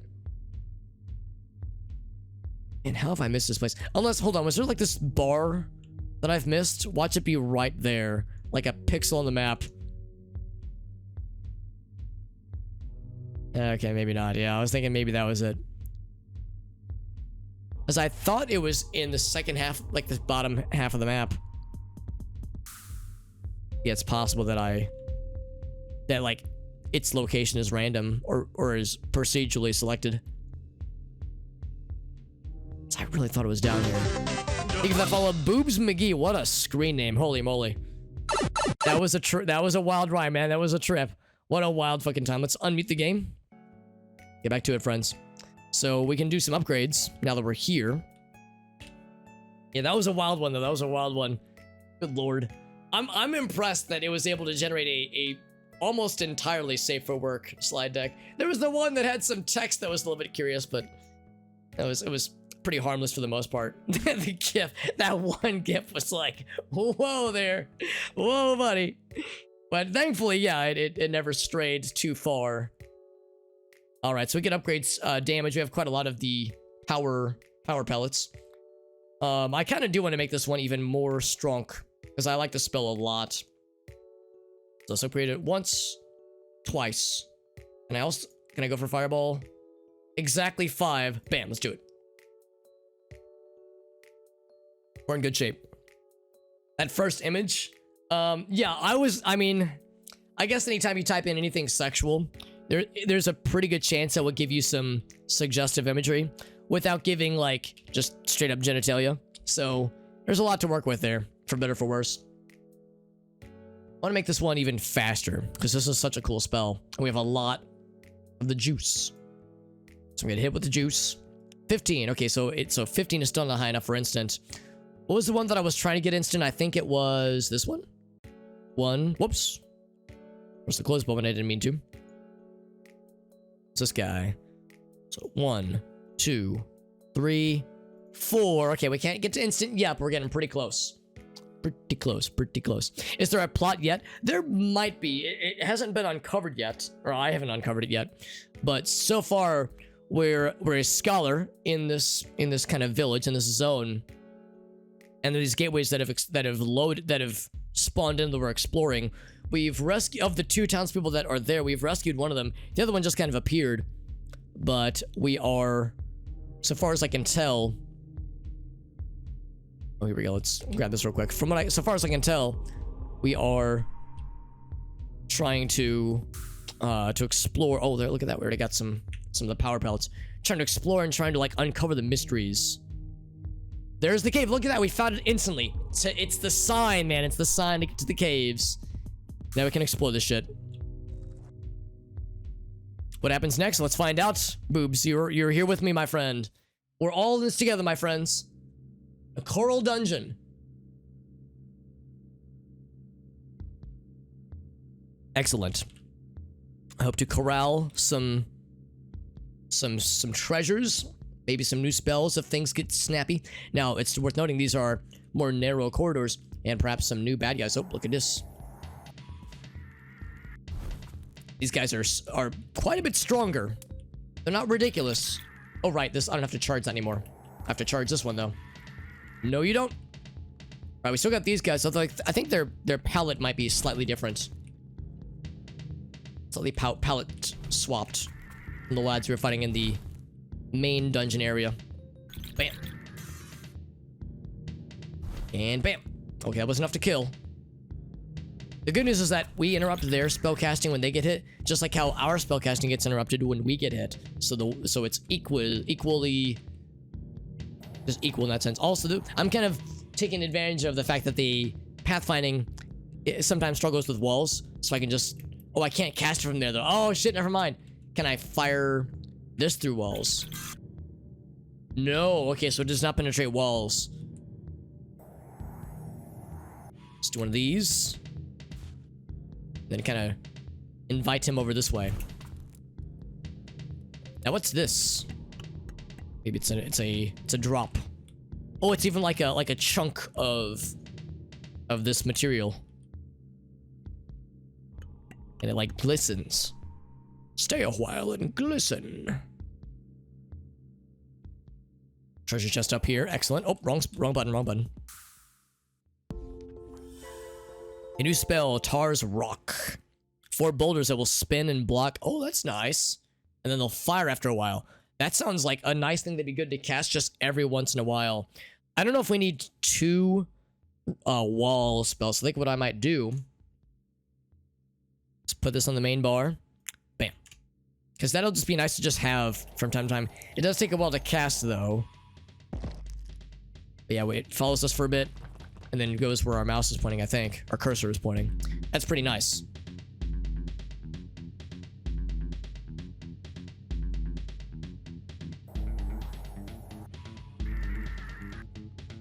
Yes, get close to the frozen orb. And run into it. Bam! 72 damage. Love to see it.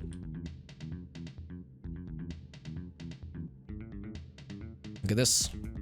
This was either dropped by the dude or it was already here for us, but regardless, some more upgrade giblets. Delicious upgrade nuggets. Can I get it? Whoop!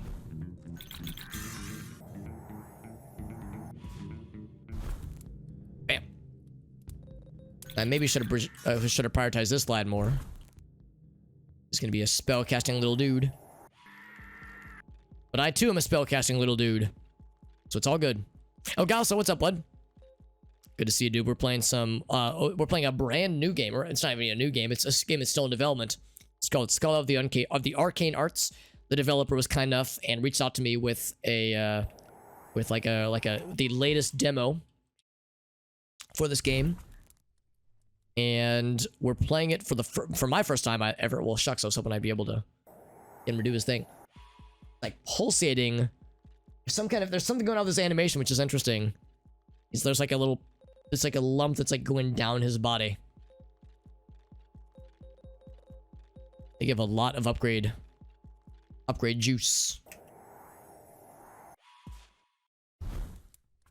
And of course, when they go across the burninating fields, whoa, they get big damage.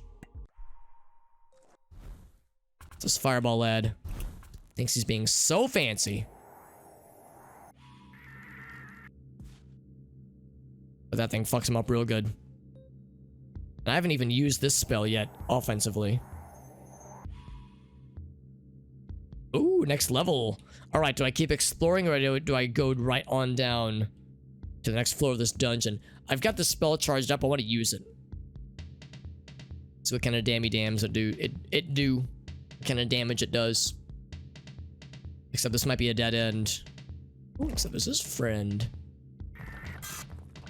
Alright, so the damage is modest, and the defense properties are, of course, pretty nifty. Oh, he's not dead yet. Not yet, not yet. There we go. More little upgrade medallions. To get our damage even more. I don't know if there's an upper bound for the damage for spells. It would make sense if there was, but we shall find out. Let's go ahead and go down to the next dungeon floor. It still says we're in the water domain, but it's definitely a dungeon within the domain. Sip my waters. Also got some cough drops the other day to kind of help with throaty times. Though I gotta say, my throat's been actually feeling pretty okay today as far as things are concerned. Just the standard Ricola little cough drops. I know Arctic and I were both fans of the cough drops that have like the cooling like mint gels that's like inside of it. I didn't get those because those are like too strong. They're too powerful. They're like painful with how effective they are. I just like the ones that are just nice and simple. Because my throat's not sore, just my voice cracks a bunch. Because I don't know if it's allergies or what, but like I've been having a lot of like, you'll hear my like voice will crack sometimes. I'll have to do like the ahem ahem a lot because my voice sounds like it has like just some gunk. I think it might be allergies, but it's been very annoying. I got an appointment with a doctor in a month. It's an ear, nose, and throat doctor to take a look at things. The goop, yeah, the goop. It's great when you've got like a really sore throat, like if you've got a flu, or obviously if you were to have COVID, any kind of throat pain, then those gels are like so effective. And like I said, they're painful with how strong the mint is, but man, the relief it offers is like a panacea. It's so nice. Now, speaking of hentai, whomst is this lad? Now they're kind of slow, but they do take big damage from the fields that are on fire. Now, how do they do for these? Nuts. Yeah, the menthol gels. That's right. Yeah, just destroy, just fuck up my shit, fam. Yeah, that's what those things do. And it is like strangely enjoyable. But yeah, it's very effective. Oh, is he not dead? Oh no, he's dead. Oops, wrong button. It only lasts like 2 seconds, but it like hurts so good. That's all I can really say about it. It's strangely effective. And the taste is actually pretty good too. But yeah, the mint is sharp. Or menthol rather, the menthol is sharp. Woo. Let's put this hurt. And the other one, while it's still going, bam, one shot. 72 damage, boom. Big. Yeah, like I said, it would be overkill for me because my throat isn't sore. In fact, I haven't had any throat soreness at all. Oh, hello. Can I hit him with one of these? Bam. To nullify that shit. So it's pretty good damage, but you have to consider the fact that it's firing from the right-hand side. And as a result, you need to like kind of skew the reticle to compensate for the fact that it's firing from a bit of an angle. Yeah, miracle liquid. That is a good word for it. I actually I still had some of those in a drawer in my kitchen from a couple years ago when I last had the flu. But unfortunately they are like, oh, I missed all of them. Unfortunately they were all very much expired by like, I think they expired in December of 2020, so it's like, yeah, I probably shouldn't. I should upgrade this thing's damage, because that's such a good spell.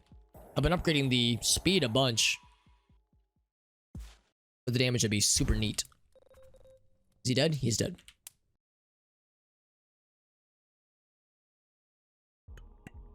Because yeah, I find I'm kind of leaning towards certain spells more so than others. And that Frozen Orb spell is so good. Love it.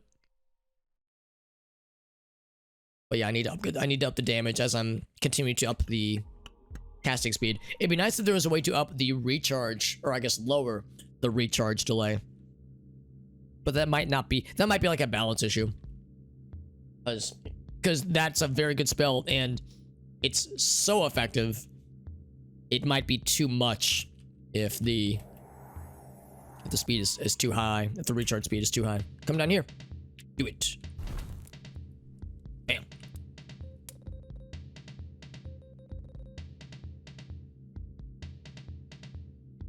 Makes me wonder if we're gonna find a boss battle, by the way. It's these dungeons, man, who knows? Or it could just be a lot of bad guys, but who knows what could be waiting us. This is a very deliberate hallway. Ooh, buddy. Or these octopus friends. Oh, that goes through. Oh, all right. I see you. I don't know if it goes away on its own or what, but best way to deal with it appears to be. Oh, shit. Okay, get some more distance. Can't do this for a second. I guess I can always do this. Oh shit, wrong button. Because you can't cast the walls from that far away. Alright, so I guess it did end after a minute. Do it. Oh, he waited too long. That's okay.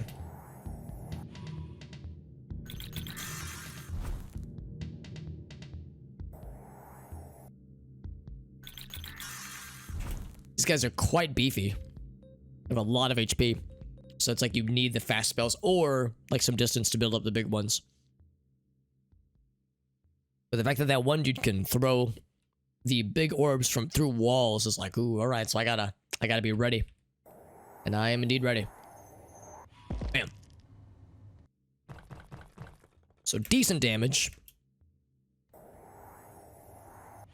Here, well, we're staring at each other awkwardly. Ouch. This guy. Yeah, these guys are tricky to deal with. Whoa, okay, let's get some distance. Now try it up. But yeah, they don't last forever though. Ah, 22. Wow, 20 damage. That's gnarly.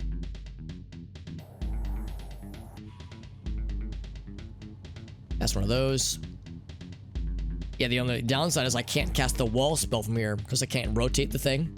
So your only trick is to get the shield spell.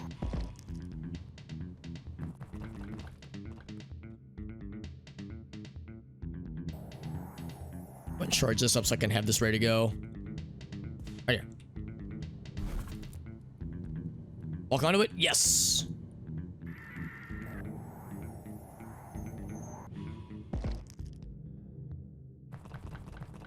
Oh, it's based on how you're facing, I guess. Okay. Well, shit. That was some melee damage. Let's go ahead and fire off one of these. Parting gift. Gotta wait for this to cool down, or just get some distance. Yeah, these guys are really hard to deal with when you're in a tight corridor like this, which is probably by design. If I had to guess. Bam. Alright, just that one dude left. I'm gonna go ahead and actually pre-charge this, so I've got it at the ready. I can activate it at a moment's notice. Wham. Or if I just do this.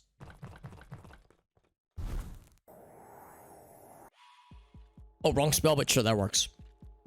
I'm going to do the ice spear.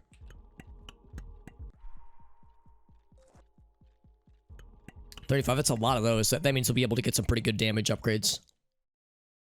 We're stiff. Oh, I see you. I see you, buddy. I know you're very excited. I'm excited for you, believe me. Come over here. Come on. Yes. Big damage. Big damage for big gamer. Big gamer plays. Like a lot of damage. Only a couple hits, but these guys are spicy. And the unfortunate thing is that is a very quick spell for them to cast. And my counter spell for it is quite slow.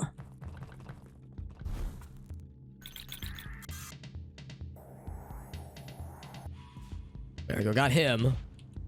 I don't have anything else. Beep. Okay, well, I should have probably handled that better. Oh crap! Can't get away from this one. And at least give him one of these. Yes. Get some distance. Bam.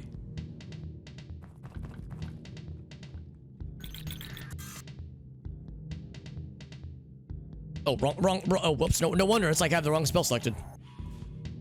There we go. Whew. That's a rough. Only a couple hits and I'm hurting for health. We might be nearing the end of the dungeon though. Let's find out if there's much more beyond here. We're fighting things this spicy. That might mean we're not too bad of shape. Bloop. A treasure chest, oh boy. What treasures await? Even more over there. More upgrade juice, upgrade points, very good. Now I have no idea what happens when you die. I'm guessing you restart back in town.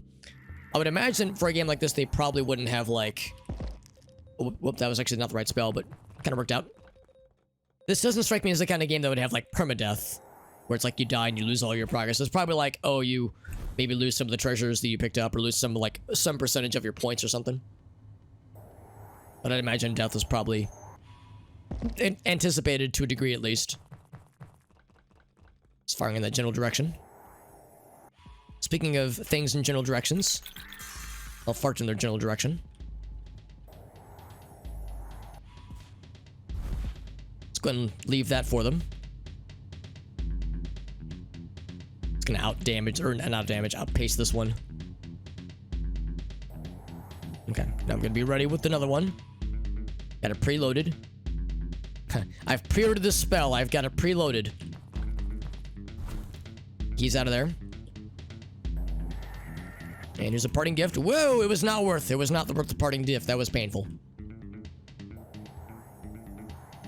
Yeep. Just now that they've sent a second one.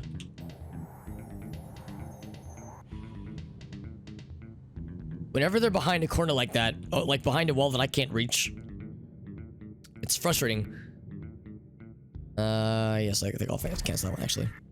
It's frustrating because in order for me to get to them, I have to go around, which gives them time. Oh, I shouldn't have fired that prematurely. Gives them time to charge their big shots. Had to be a big shot, didn't you? Had to open up your mouth. Let's get down here. Just, yeah, come this way. Hum to Butthead. It's good so far, boobs. Yeah, I'm liking it a lot. It's, there's like, you can tell, of course, it's early access, or early in development, rather. It's pre-early access, actually. So you can tell there's like, there's still a lot that I would imagine the developer wants to do. Oh, shit. Probably a lot of things that are kind of still on the menu, so to speak. Oh, and I'm dead. Back home. Let's see.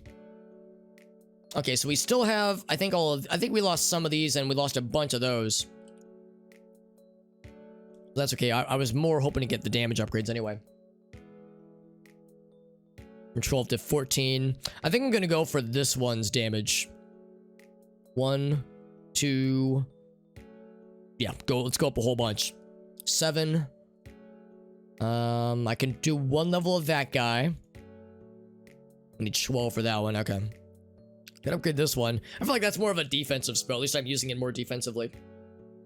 But anyway, no, I was just saying, like, there's things that I would like to see added eventually. You know, no rush, obviously, but like the ability to heal mid-dungeon would be nice through potions or something like that. Be useful. Like if you could, yeah, find potions or something. There's other. I would imagine there's probably features the developer kind of has in their minds, for things in the future. So when something is this early, like, you know, of course there's going to be things that are not fully fleshed out yet. Yo, Wiredwolf, thank you for that raid, my friend. How you doing, bud? Thank you very much. We're playing a new game, or a game that's still in development. We were just kind of talking about it earlier. Game that's still in development. This is just the latest demo for it, but it's pretty good so far, and I'm enjoying it quite a bunch. Gonna up the fireball damage. Bam. So power level is 9, which is good. It's greater than or equal to 9! Not 9,000, but 9! Thank you, Yusha, for joining in as well. Doing some Serious Sam, a series that is near and dear to my heart. How'd it go today, bud? We're doing well. This game is very good so far. Even though it is still very early in development, it's got like a lot of things that I like a lot. And it's got a lot going for it. Upgrade. Instant cast. Perfect. That's what I like to see, because I like that spell a bunch. So that spell will be quicker to cast. And let's see. So we can't teleport directly to it. So we still got to go to it through the water domain. It's a shame I died, but now we're stronger. More strong. An early access game. Yeah, this game is actually pre-early access. However, the demo is freely available on Steam.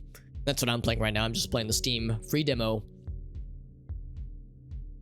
So we got more of these guys to fight. However, we have stronger and quicker spells. So these early lads will be nothing. Except my spell keeps missing. There we go. And these are the guys who easy to take out. Oh, shit. He bamboozled me. Can one-shot those guys, which is nice. So I gotta find that... Whoopsie-daisy. Gotta find that whoopsie-daisy. Gotta find that dungeon once again. Also, this does confirm that the location of the dungeon is procedurally generated, so there are some roguelite elements at play, from what it seems, at least.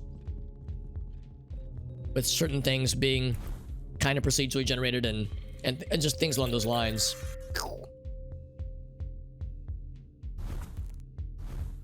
I was gonna say, I know, that's like I was doing something. Bam. And double bam. Of course, I haven't fully explored this map. The water domain, that is, so who knows what could truly be out here.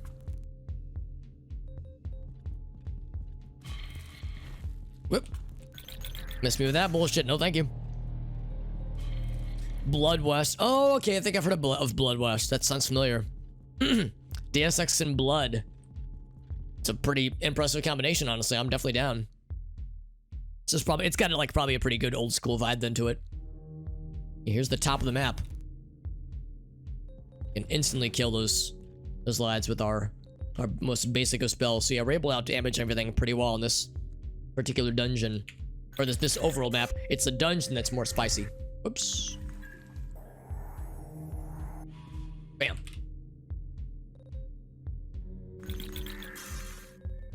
There's one more spellcaster. There he is.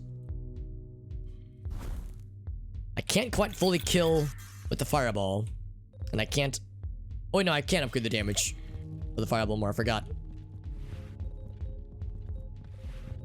And those guys, I think, are immune to the ground-based attacks. That frozen orb, though, man, that thing is great. Just like in Diablo 2, frozen orb is OP, and I love it. Had some shenanigans with... Oh, with Serious Sam, too, that is, with the checkpoint system. Yeah, sometimes in Serious Sam, and other games, too, but in Serious Sam, you'll get an auto checkpoint that is not always the most convenient. With, like, being low on health, or low on ammo, or in front of an unfortunate enemy. Spawn, that kind of thing. It can happen. Seen it.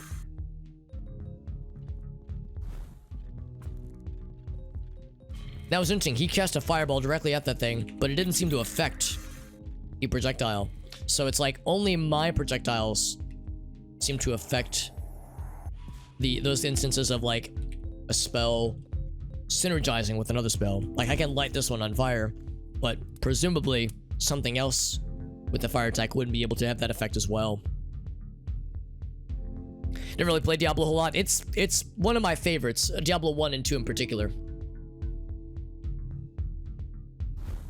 Oops, I should probably keep my eyes on the prize. There we go. Oh, that's right. Serious Sam 2 has like a life system. Like a number of lives. Yeah. Shit, I forgot about that because I think 3 had that as well. Serious Sam 2 and 3. So yeah, if you start running low on lives, then yeah, you will have difficulties. Diablo 2, it's probably the game I've played the most in my life.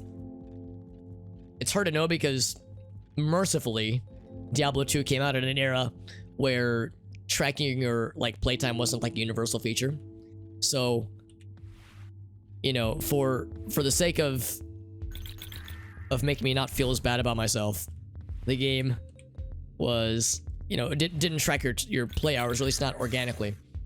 So there's no way for me to know how many hours of my life I have whittled away with that wonderful game, but it's probably an embarrassing number. And I regret nothing. It's a good game. It's a GG. Yeah, no regrets, boobs. That's how I look at it too, bud. Like I look at it as like it was time well spent. It was time I enjoyed. It's playing a game that was near and dear to my heart. Made some cool internet friends over the years, so it's like, you know, no regretty. No regretty. All spaghetti. Speaking of spaghetti, I keep missing with those shots, so we'll just have that clean up for me. Kind of a fire and forget spell. You fire it and it just does its thing. Woo.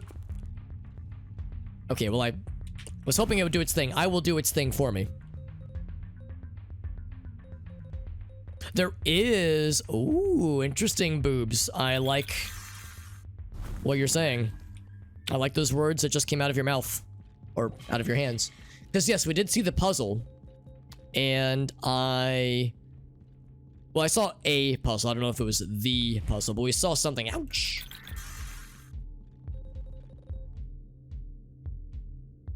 That being said, let's see if we can find those statues again and see if there was maybe something else. Because we saw 2 statues next to each other. We also saw a singular statue by itself. But it was all very curious. Yes, the rumor was not from you. Yes. There was another individual named Boobs McGee here masquerading as you.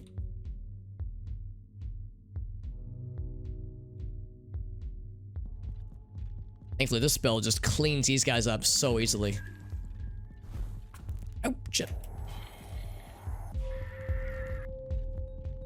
There we go. Okay, so here's statue number 1. We can go and activate this one. Wink. Oh. Yeep. Trying to set this behind me. There we go. It's kind of fun just watching them bounce off of it helplessly. And check the map and see the location of something, except the last time we looked, the location was not 100% certain. Now, I don't know if we've actually activated this second one. Actually, no, we did, but I don't think I actually followed this one. So this one goes up this way. Let's follow this one. Oh, maybe it's not so much go to the point, just follow the vector, because the vector from here to here is a pretty similar angle. Maybe it's a little bit of a sharper angle, but I wonder if it's maybe more or less instead saying follow this path. Don't necessarily go to the end point. Just follow that trajectory. Maybe that's what they're getting at. What's the game about? I don't know yet. The game is very early in development. I was informed by the developer to consider this like it's like pre-early access. It's like a very early alpha. They said consider this game like Noita 5 years ago, and Noita came out 3 years ago, to give you an idea. So it is very early in development, and obviously there are certain things that are kind of placeholder. There's not a ton of music or sound effects, that kind of thing. Okay, so here's one here. So okay, so never mind. Maybe my vector theory is out the window. Activate this guy. So we're going in every which direction. But anyway, yeah. So the game plays at least as a spellcaster lad. We're collecting spells through scrolls that we're able to recast ourselves, and we're of course finding lots of bad guys that have their own spells that they can cast. But we're powering up our own, and there are ways you can interact with spells in unique ways. Here's the cavern once again, but I kind of want to keep looking for these statues. Because the cavern is right here, unless maybe the statues are just leading the way to the cavern entrance. Maybe that's what it is. Let's see what we got here. Okay, more upgrade pellets.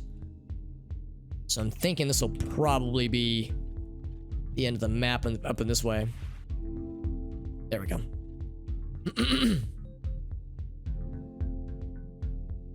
Because we've seen the northernmost part of the map previously, and there it is. Okay, so we've actually explored most of the map at this point. Oh, you've never heard of? Oh, okay, because I've streamed Noita a lot. I would have streamed it on Tuesday. I usually stream it once a week, so it's one of my most frequent of stream games, and it's one of my faves. It's a very good one. Let's see. Is that a? Oh, we've already opened that. Never mind. So I'm looking for any more statues. There's also like the duo statue, combo statue dealio. We saw once, but I've yet to find again. Keep looking down this way.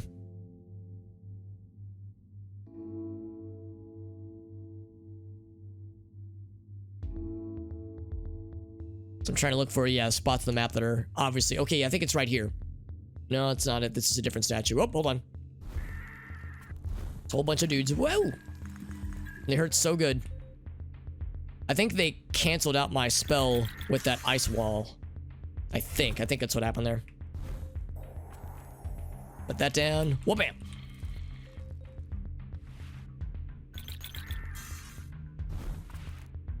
Was that enough to kill both? It was.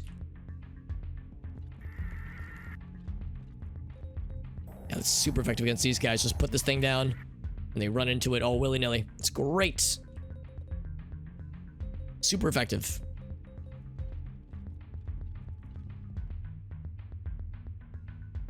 So where's that double statue combo meal? Oh, I've already been here apparently. Let's see what's out this way. Let's grab this.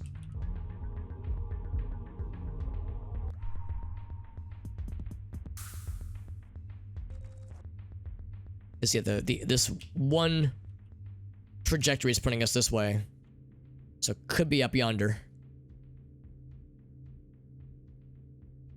I've already opened that.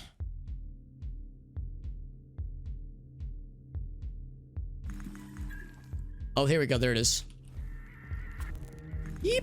It's a lot of projectiles. Oh, and again, yeah, it stopped in its tracks. Unfortunately for me.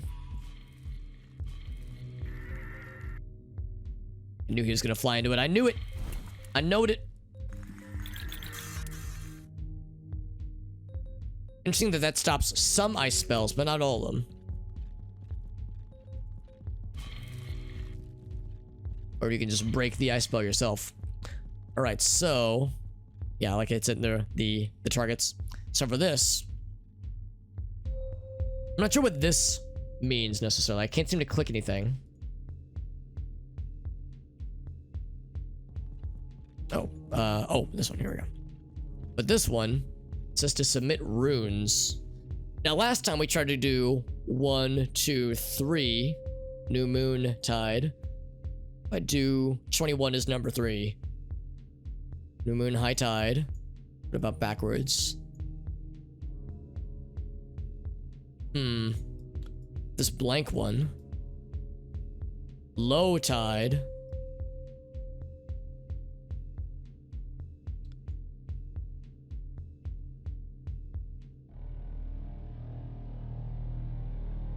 See, maybe the order doesn't matter actually.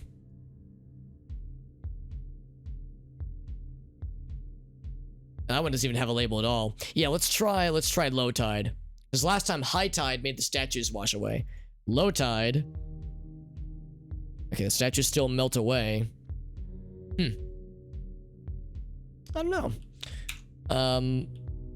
We could try to go back to that one sacrificial statue. There's the sacrifice statue where there was all those dead bodies. Also, I think we've explored just about the full map at this point.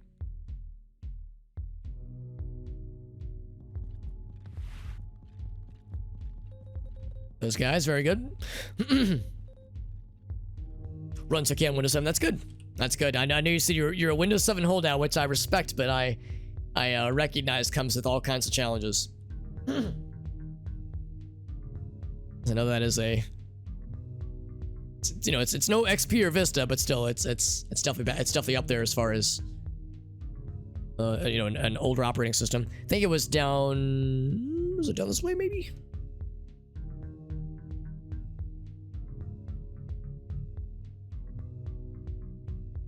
Okay, here's number 1. Maybe it was back this way. I'm trying to remember which was which. Here it is. Oh, treasure chest now. Would this be the thing? Okay, just give us some stuff. Maybe I need to come back here after trying the high tide variant and see how that goes. Now, I'm pretty low on health. I almost wonder if I shouldn't explore this one dungeon. I think right here is where the cavern entrance is. There's a little bit of the corner of the side that I haven't explored. Most of the games, it's pretty smooth. Yeah, it's like, I mean, Windows 7 it's a pretty solid operating system, so I feel like for the most part, yeah, you probably won't have too many problems with older games. I just worry more like in a general sense about just system stability, and the main thing is security. That's the thing that would probably make me the most nervous. Is out of date security stuff, leaving some vulnerabilities, and like I said, it does take a while to save up for it, understandably. These things ain't cheap. Must be somewhere around here then. There it is, yeah. Well, we can export a little bit, but I'm pretty sure it would reset everything by this point. I could just find that one area we were at last time, but it requires the second floor.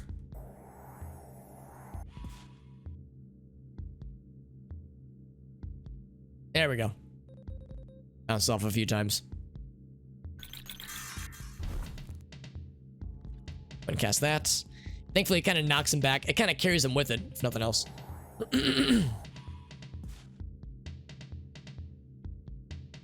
His arm is pulsating. I see it now. It's the arm pulsating. Thought it was going down his back. It's like a giant muscle arm. It's nice having all 3 of those spells being instant cast. Oh yeah, it's functional. I'm not worried about the functionalness. I'm more worried about just the kind of the behind the scenes things. There's a purpose to 10 beyond forcing people into an ecosystem. I mean, you can say the same about Windows 7. I mean, you can say about any operating system that it's all an ecosystem. That's especially true of like Apple, iOS. That, you know, Apple is the most closest of ecosystems. So I think any operating system you're gonna have that to at least some degree.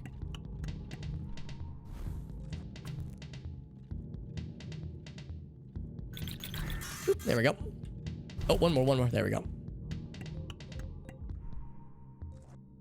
I mean, for me personally, I really like Windows 10. I liked 7 a lot, but I would say 10 has enough things that I like about it where it was worth the upgrade for me, at least. Not everybody feels that way. There are, I would say, are very fair criticisms of 10 compared to 7 or XP, from like a usability perspective. But a lot of that is just, I think a lot of it is subjective because a lot of it is based on kind of what we're used to.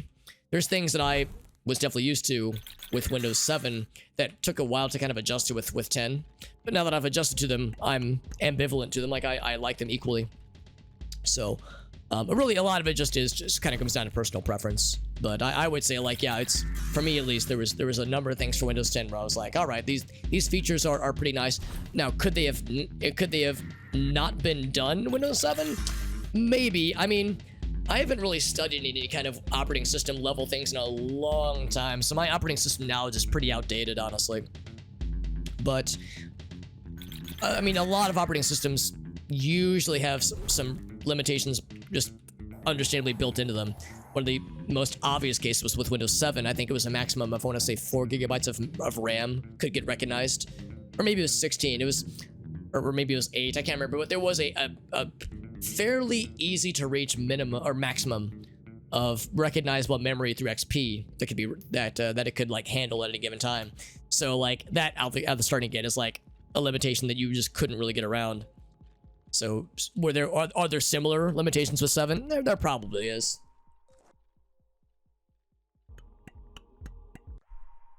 Lack of designability is a deliberate design choice. I mean, I don't have enough knowledge to say whether or not that's the case.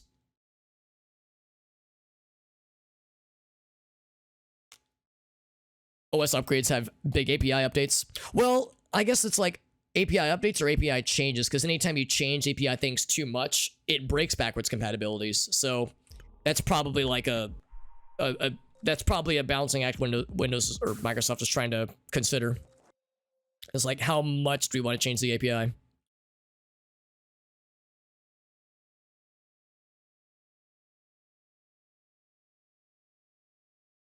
Just don't see what's as different between 7 and 10. I mean, from an API perspective, I really don't know. I don't have the knowledge. Oh, also, I got all my health back. Maybe when we enter a new zone, we get our health back. I just noticed that. So now I'm more apt to explore. Yeah, I haven't really looked into what kinds of like API calls and like just API definitions in like 7 to 10. I really haven't had any need to, since I'm not, well, I am a developer, but I don't develop for Windows specifically. So I'm able to, well, that's not true. I mean, I use C# and that kind of stuff through work, but it's, the ecosystem I'm in is not really dependent on a ton of like Windows API function calls, that kind of thing. Beyond just like the basic stuff that's been around forever. Like the last like big API things that I would have to worry about would have been stuff that were introduced in like Vista or 7. So like the stuff I'm working with is, can it go off? Yeah, not quite. Stuff I'm working with is kind of old comparatively, honestly. So I don't need, for me personally, I don't need the latest and greatest. So yeah, my Intel's pretty out of date.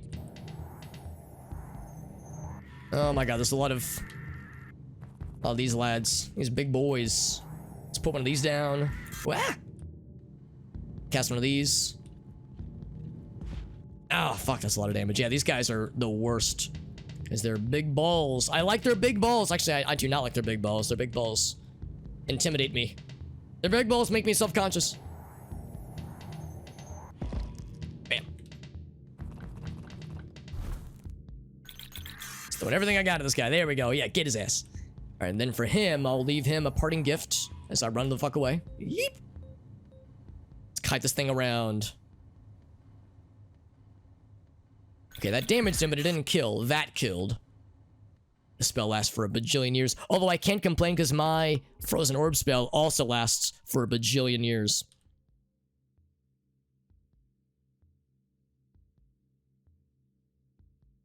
Has a bunch of bloatware, spyware, and adware. Interesting.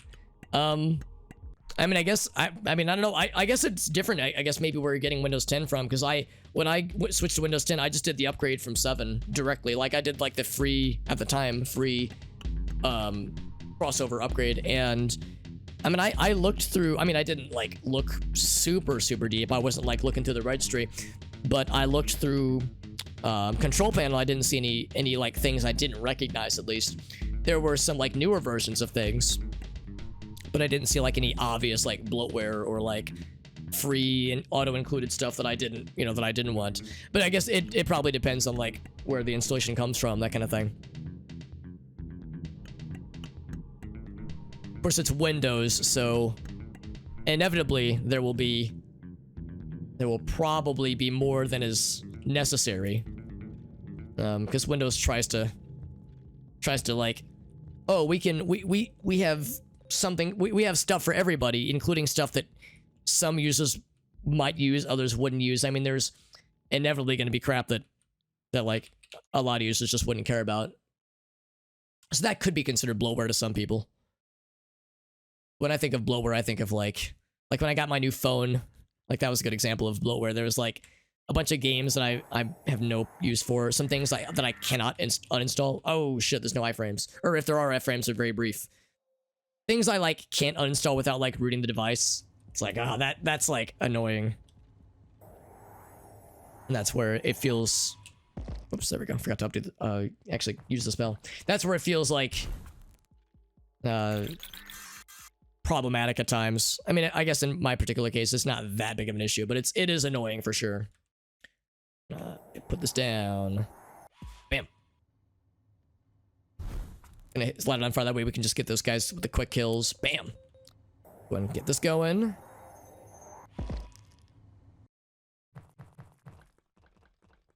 I was gonna say, I don't actually know where that guy is. There we go. It's nice when it like kind of drifts over the dudes themselves, because then it's the big damage. Now, unfortunately, I can't really use this spell that well. Oh, there we go. It hit him with the expand. The reason expanded is because my ice water element spell went over my little patch there, and that expanded it to be extra thick. Boop, there we go.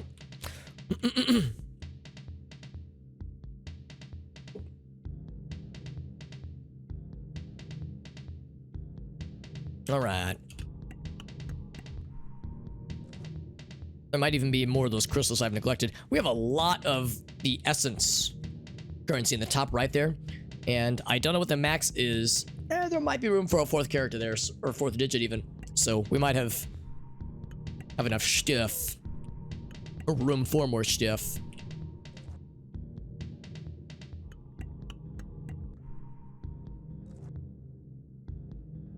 And we do have a map, and I need to remember that from time to time, because something tells me that's going to come in handy. Now, can I choose to not die? That'd be very gamer if I could not die. Oh, look at that. Big damage. Yeah, fuck him up. And I can't light this on fire anymore, but I can fuck this guy up. Oh, it hit the wall. Gosh darn it. I'll go ahead and put this down. And go. I got this guy ready. Bam. I got my breadsticks. It just clicked. They look like breadsticks to me, at least. And fuck you. Does not do a ton of damage, but it's a quick spell, which I like. Fireball's more spicy, though. Bam. There we go. We got him. The last great one. You think modern Windows is garbage? I mean, operating systems are complicated. So, and there are a pretty decent bit of similarities between Linux and, well, okay, I'll say this much. I don't know shit about Linux. I mostly stay away from Linux, save for a couple of exceptions. I've had a decent bit of experience with iOS, and of course, I'm mostly a Windows guy. But based on what I've seen and what I've learned over the years is that there's a lot of overlap between a lot of modern operating systems. Man, I need to get to this guy because he is tucked away so well, and I can't cast anything quick enough to get to him. I can kill the guys around him at least. God, he's got so many of these things. Should have upgraded the fastness of the spell, because this is becoming a limiting factor here. He's taking a lot of damage, though. I can keep the pressure. Here, this is my only shot. Get him. There we go. So, I mean, I guess it depends on what you want out of an operating system, because, I mean, like I said, I mean, 7 was good, and I don't really have any grievances with it, other than the fact that it's just out of date, and it's kind of unsustainable long term, because, again, I worry so much about, like, the lack of security updates. I mean, maybe some updates are still going to it. I don't know how long Windows is officially supporting it, but, you know, eventually, obviously, it's going to go away. And then at that point, it'll become a liability to keep using, beyond having, like, specialized support that is, you know, crazy expensive and not really worth it for the consumer, the average consumer.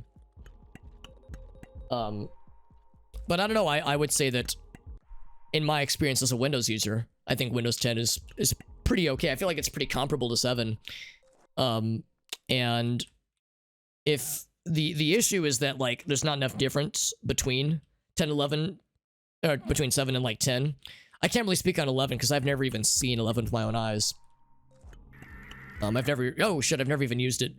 I know it's very expensive. Not price-wise, but you need, like, pretty darn good hardware to run 11, from what I understand. And my hardware cannot run Windows 11. Like, I've already looked, so my system is incompatible. So, like, that's pretty cutting-edge shit, so I can't really talk about 11 too much since I don't know shit about it. But for 10, for sure, I mean, I feel like it's pretty okay. Like, I guess I don't know what's garbage about it. Because I haven't had, like I said, I guess it's not everyone else's experience with it. Because, like I said, I haven't had any experience myself, at least, with, like, bloatware or like anything horrible. The question of spyware, I know there are a lot of, and I know iOS does this as well. I know a number of operating systems are starting to do this, where they have, like, things that they'll like, that you can opt out of. I don't know how opt-outable they are, but they'll have things like where they track, like, certain kinds of usage data and send it back to someone, to Microsoft, to advertisers, I don't know. There is some of that, at least, and a lot of it is enabled by default, and that shit is annoying, no doubt. So, like, that kind of shit, yeah, I could see the argument for, like, that could be considered spyware. Of course, it's not like a key log or anything. It's not like it's like a virus that's installed on your computer. Oh, look at this. Here's the thing. But it is like, you know, a part of the operating system that is tracking something when it might not really need to, you know, that kind of thing. So I could see I think there's pretty understandable frustrations there. Also, this room looks familiar. This hallway configuration looks familiar. I can't aim that, unfortunately. Yeah, like, the arrow is kind of locked in that one direction. Also, I just noticed I just hit that guy twice. That's pretty nice. Alright, let's go ahead and fire off some of these.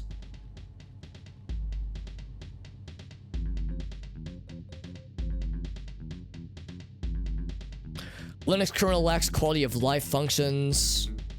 I mean, I guess that's just it, though. I guess it's just up to the user to, you know, to decide what they feel is, you know, is quality of life worthy. As, you know, the thing about Linux, of course, is that it has such great customization.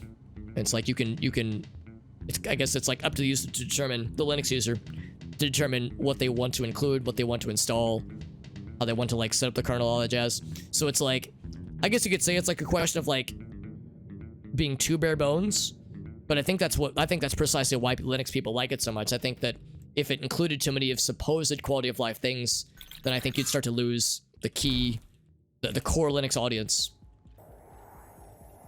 Because then they would say, you're including too much bloatware. And I feel like I'm back at Windows again, so it's like you would feel like you lose some of that benefit. Oh shit, it's not, I thought that for sure that would get him. There we go.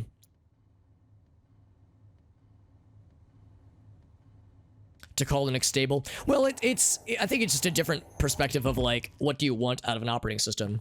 Because yeah, stability is important for Windows people, where it's like, you know, it's like fire and forget. You know, you install it, you run it. You don't really want to have to think too much about upgrade cycles being like super invasive. Or maybe not invasive is the right word, but like being just like domineering, like kind of like ruling your, oh boy, your OS's life cycle. Not even the OS's life cycle, but like your usage. Oh my god, I've aggroed far too many things. I'm far too low on health for this. I might just want to teleport out, man. I don't know if I can fuck with these dudes. Here, let's run out of here and leave them a few parting gifts. Oh, crap, not that one, not that one.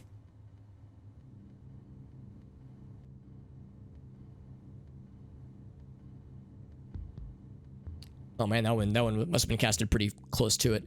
Here, let's have this queued up. I'm gonna need it. Send it back to the, yeah, I mean, it wouldn't shock me. It wouldn't shock me if there was like, and I also question like in those cases of, you know, when they say you're able to opt out, if I kind of question like how opt-outable is it really? Oh, they fucking got me with the spikes. Damn it, I looked over for a second to see if there was another dude, and there was no other dude. We only lost a couple of resources though. We can still upgrade our shit. Let's upgrade. I don't really care about the damage for this guy. I care more about the quickness of being able to cast it.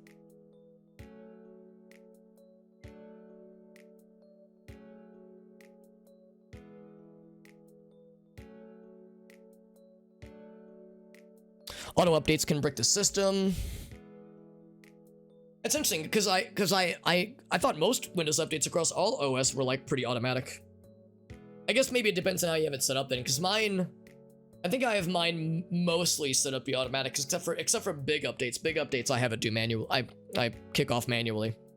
But like for the small ones, I have it do automatically. I thought Windows 7 also did it the same way though. I thought that was like big updates you had to kick off manually, but like the smaller ones would just do on its own.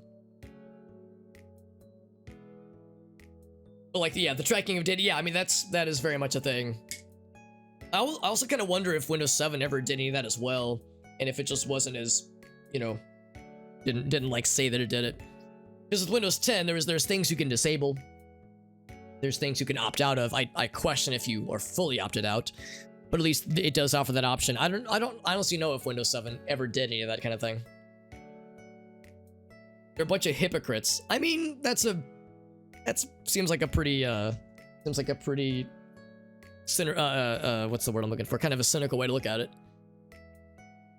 Want open source? Well, I mean, the thing is, there's like a bunch of different Linux flavors and like distributions. So, I mean, you could say that there's disagreement from the community about like what they want out of Linux, but I would say that just means that some people prefer other flavors of it than like some people prefer one flavor over the other. So I don't see it as that fragmentation as being a bad thing. I just see it as a indication that there's like different kind of sub-communities within Linux.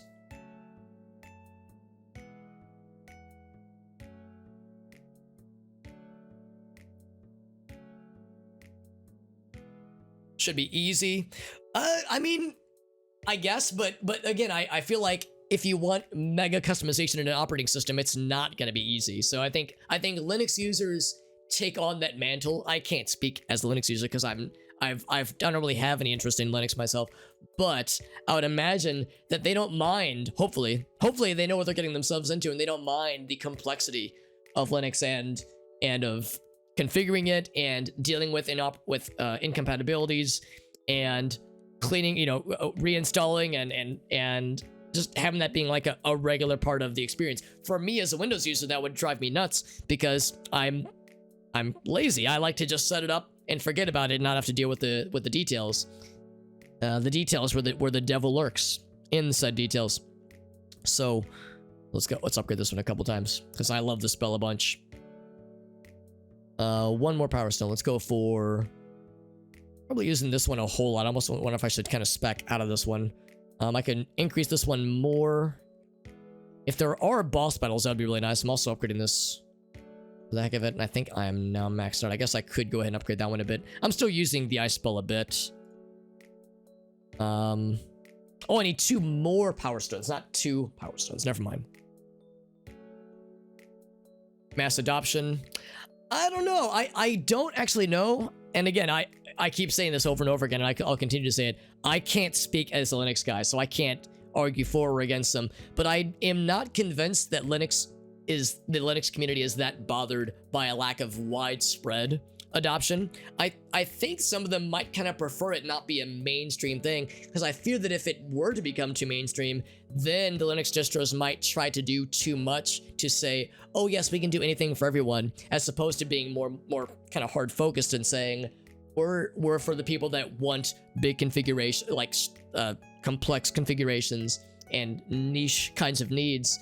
So yeah, I don't know if that would bother the average Linux user, or like the people that, you know, that call the shots with Linux distributions. This one's already instant cast. Let's see if I can get this one up to instant cast, as it is level 20. Oof, it's getting up there. I mean, we're making it faster, that's for sure. Is this one instant cast already? It is. This one is as well. Let's get this one up as well. In fact, I'm probably going to put the rest of my points in this guy, because this one being faster will be huge. 50 essence.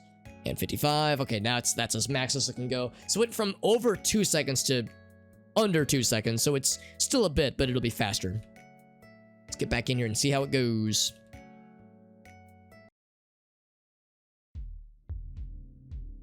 What, like for competition? Yeah, I don't know. I'm not. I feel bad because I keep repeating myself, but like I would be willing to bet that I just don't know if that's like a thing that the Linux distribution shot callers are really all that curious about.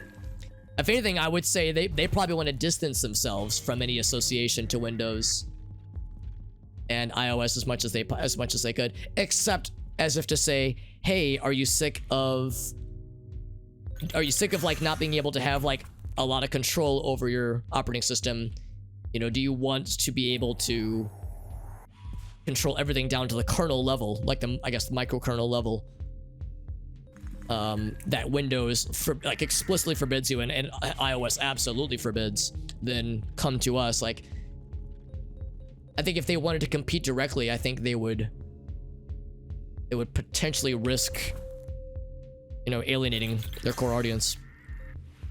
Could there be some other kind of operating system maker that could institute some competition? I don't know. I mean, I guess there's, for a while there, it sounded like Chrome was getting into some, or Google rather, was like getting into like wanting to do some kind of Chromification OS like ecosystem thing, but I don't know. I haven't heard anything about that in a long time. I don't really keep up very much because I'm not really much of an OS guy. As a Windows guy, I don't really have to be an OS guy because I just you know, fire up Windows. I keep it as simple as I can. Yeah, I wonder like what big potential moves could happen in the OS world.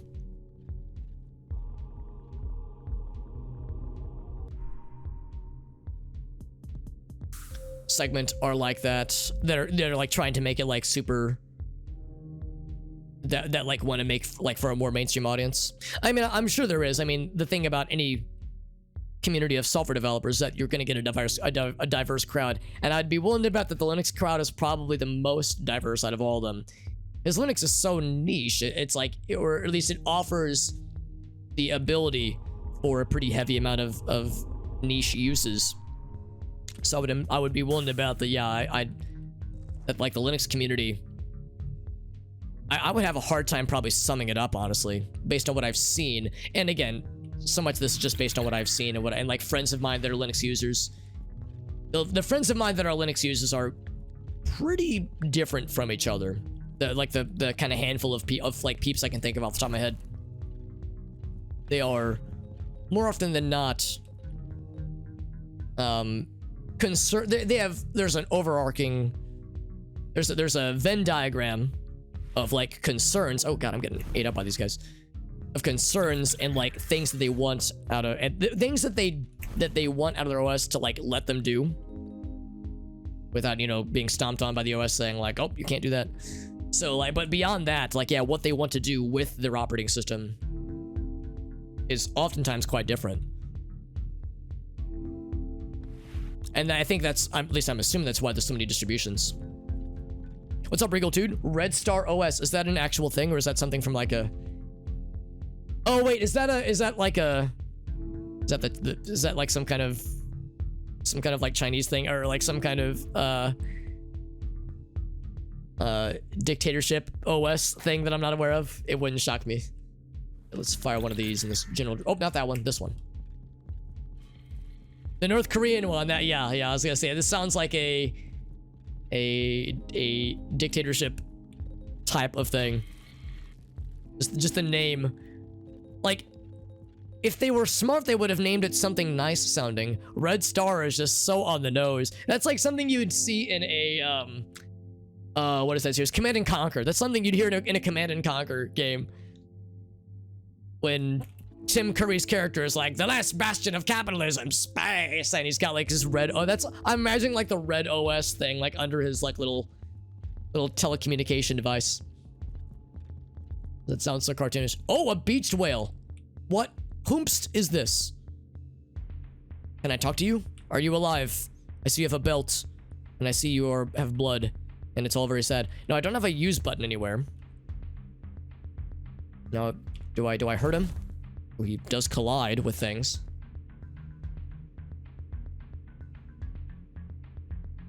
People getting talked down. Oh, for gatekeeping, really? Reaction to Linus Tech Tips. Wait, is Linus Tech Tips like a Linux thing? I thought Linus Tech Tips was just like computer hardware. Unless you're saying there's like unless they're saying like they do like stuff with operating systems or something. Because yeah, I've watched their videos, but I haven't really, I guess I've never really looked to see if they do like OS level stuff.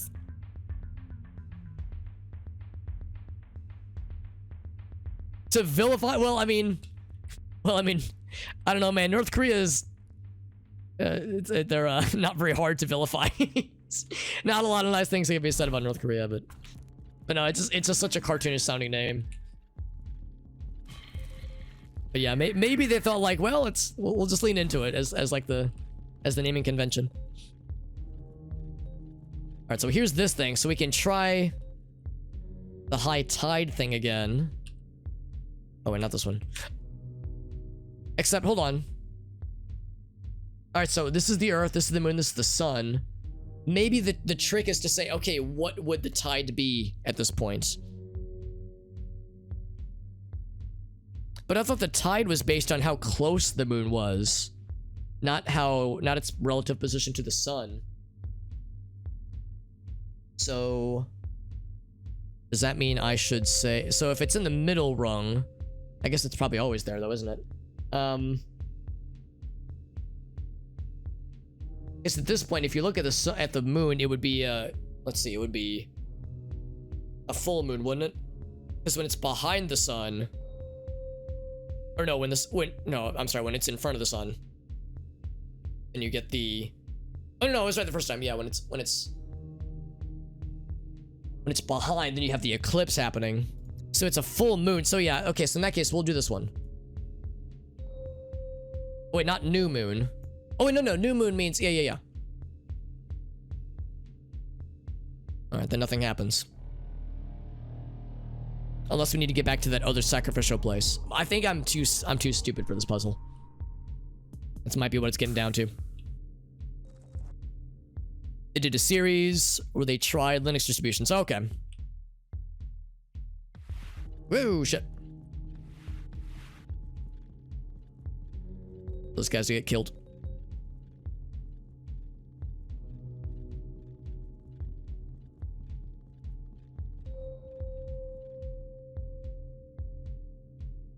Like the security and privacy, UI and UI functionality. Well, I thought like even that could be configured though, like the UI stuff.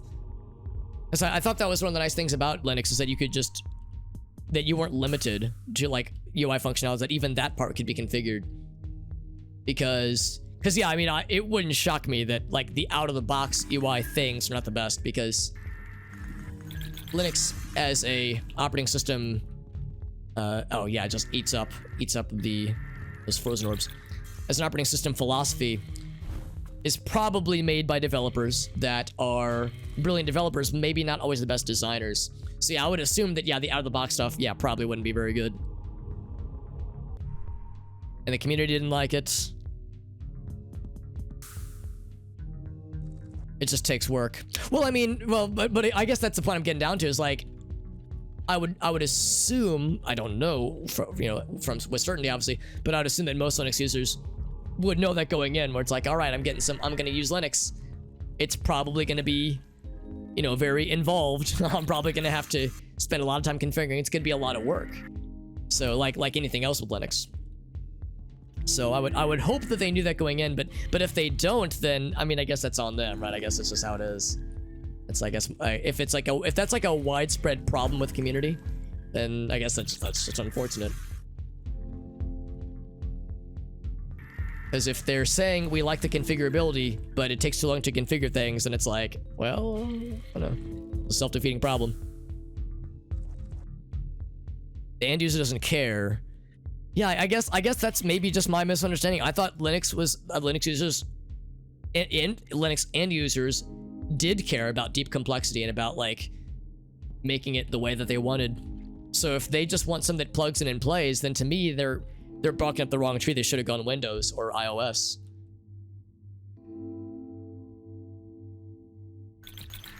Whoa.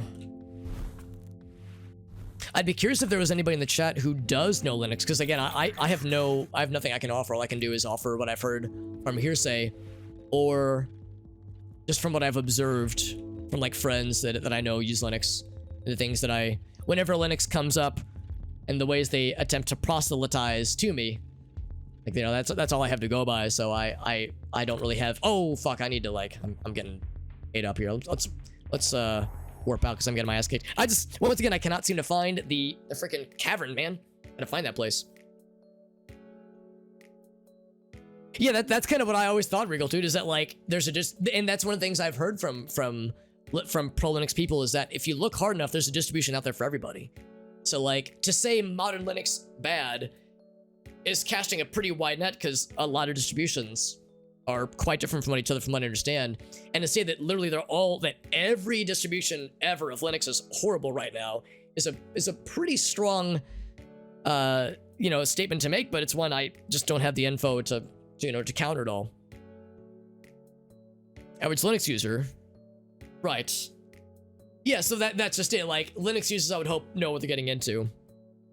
There's a world of difference, yeah. I guess that's what it comes down to, is like Linux users versus Windows users, that kind of thing. But I don't think, I don't know if Linux necessarily wants to bring in, a bunch of the Windows people, because then they'd have the wrong idea, and then they'd be frustrated that, Linux is so different, because all Linux users would be like, yeah, that's why it's great.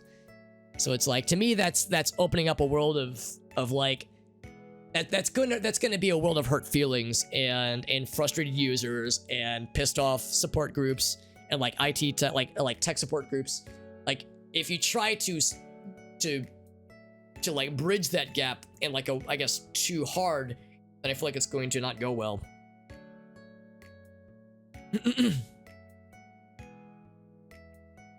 That's what Linus Tech Tips is doing. Yeah, it sounds like what they were going for was like ambitious, but yeah, I would imagine that, yeah, maybe there were other ways that should have been done. If they're like, oh yeah, we can only upgrade that once. If their end result was like, yeah, this is pretty complicated, and the Linux users go, yeah, that's the point. That's the whole point, homie. Can I upgrade this one? I need 4 more, so I need 11 for that one. Let's go and update this one too. It's all my juice. All right, and I can get this one even faster. I think I'm also gonna make this one faster too, because I'm worried more about getting to that dungeon and getting bodied by those big boys.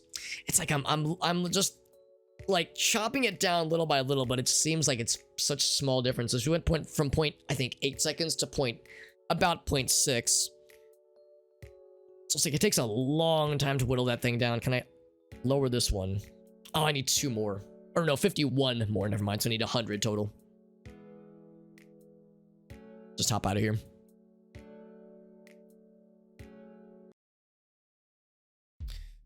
What Linux needs is a distribution that's a Linux Windows hybrid.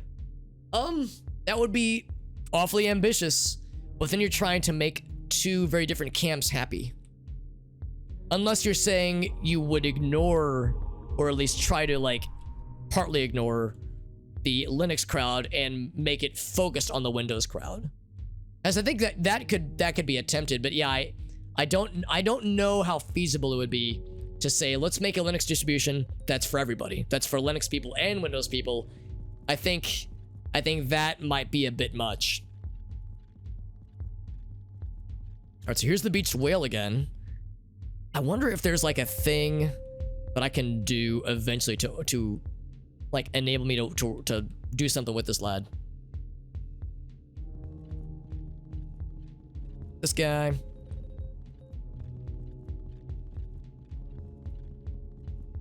If they're serious about mass adoption. Yeah, I guess this is just my own like, you know, dumbass sense of like just not having used it myself. Is that I this whole time I just thought that Linux didn't really want mass adoption. I thought they were like, they kind of wanted it to be niche and on their own. Because like, yeah, I just worry about what you lose if you get mass adoption. Get a bunch of Windows users stomping into Linux and saying, man, Linux sucks, this is nothing like Windows, and everyone's going like, yeah, what did you think it was? Like, I feel like that would be,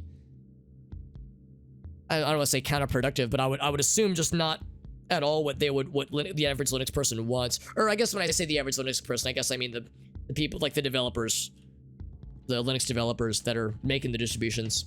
Because they probably want Linux people to find their shit, but yeah, it's like you get an average Joe Schmo Windows guy who's gonna say, man, I don't want this complexity. Give me something simple. Then the Linux people go, well, no, that's not what we're about at all. We're all about complexity and customization. So it's like that disconnect from like a, oh boy, that disconnect just seems like it would offer or cause a lot of friction betwixt the two communities. Probably could have used a different spell for that guy.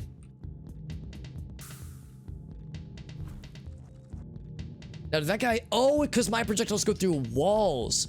Holy shit, how did I not notice that? Well, yeah, they do go through walls. Because none of my other spells go through walls. And the projectile itself doesn't, I don't think. It does! Holy shit, although it looks like it maybe shouldn't. Because, yeah, all my other ones hit walls, and they just stop. Yeah, interesting. How did I not notice that? So that could actually help me fire around those hard corners where the... where those big guys are. Those big guys that keep walling my ass. Now I don't have to rely as much on that boulder spell now. That's kind of nice. Well, damn, I should have noticed that sooner. But yeah, I almost wonder if it's, I wonder if the dev is listening in, or if they're lurking. If they're looking at this, they're going like, oh shit, that's not supposed to penetrate the walls at all. I wonder if that's a bonus feature, as we call it in the industry. A surprise feature.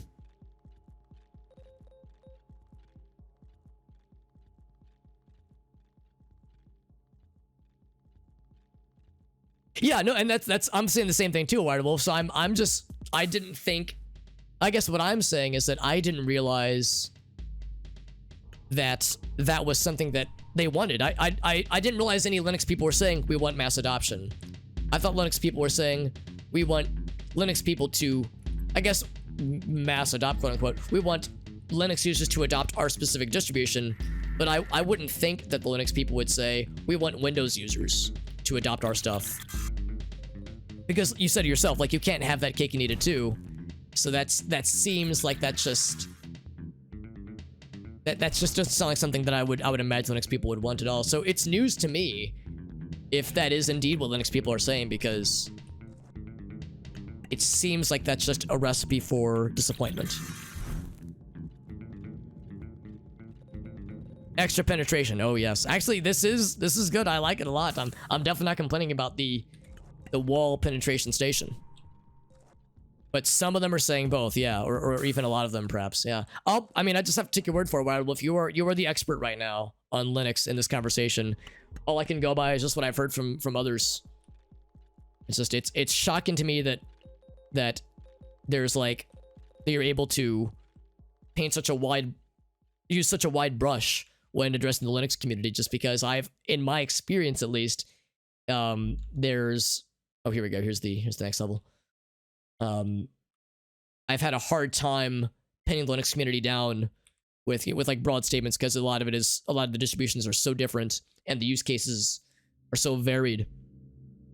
But ultimately, I don't know shit. I've never used Linux before. I've seen it with my eyeballs, but I've never touched it with my handballs. And as a Windows guy, I don't really have any desire to. As a developer, I find it interesting, and I like that there is a operating source realm that is, so gung-ho and enthusiastic about open source and privacy and free, which is nice, and configurable and highly customizable. Because I think that does offer a nice, like, polar opposite to Windows. Like, it's opposite in so many ways, and I think that's good. Because otherwise, the people that okay, there it goes. The people that do want that level of complexity would be constantly pissed off by using Windows. Like the friends of mine that love Linux inevitably have to install Windows, for various things. Certain games just don't function, or don't function well on Linux. Certain software programs just don't work well on Linux, or they might work well, but not in this one particular instance. Sometimes their workplace is, if they're a software developer, a lot of times they got to use C#. You could use C# on Linux, on my site, but inevitably you have to do test cases for Windows users, because that is so much of the bread and butter. Oh, he still hit me through that shit. Okay, so you're still susceptible to melee. Good to know. Good to know. Got his ass. Oh, it's gonna recharge. It's taking its sweet, sweet time. Now, I do have the wall, but I can't cast the wall. Oh, I can cast it here. Okay, never mind, never mind. It's when it's narrowing up and down. That's where it's tricky. Oh, except oh god. Can I break that shit down? I cannot. Oh gosh. Okay, I'll just wait for it to go away on its own. There was one dude throwing his big balls at me.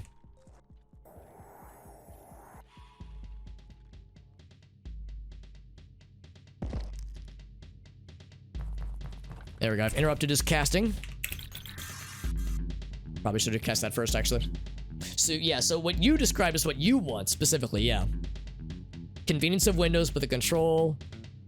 Yeah, I mean, it sounds nice on paper, but I personally question if we're gonna get that anytime soon. Because, yeah, I personally would be surprised that would be on the menu for, like, Linux developers. Because, I mean, that sounds awfully nice. The idea of something that takes the best of both worlds. But I don't know, man. Operating systems are complicated. Shit's hard.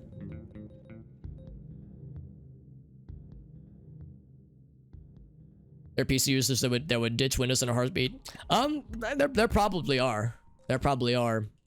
If such a thing were to exist, and to be, and have the stability and have the predictability, or not predictability, but like the consistency that Windows offers, that kind of thing. But that if is doing a lot of heavy lifting in that sentence. So that's kind of where my skepticism kind of creeps in a little bit. It's like, it would be nice. But I don't know, man. When it comes to operating systems, in my experience at least, it's easy to be an idealist. For me at least. It's easy for me to have my wish list, but the reality is complicated. And I wouldn't even say it's from like the perspective of, Apple bad or Microsoft bad. It's usually just from the perspective of like, this shit's complicated. Shit's really hard and it's hard to do it right.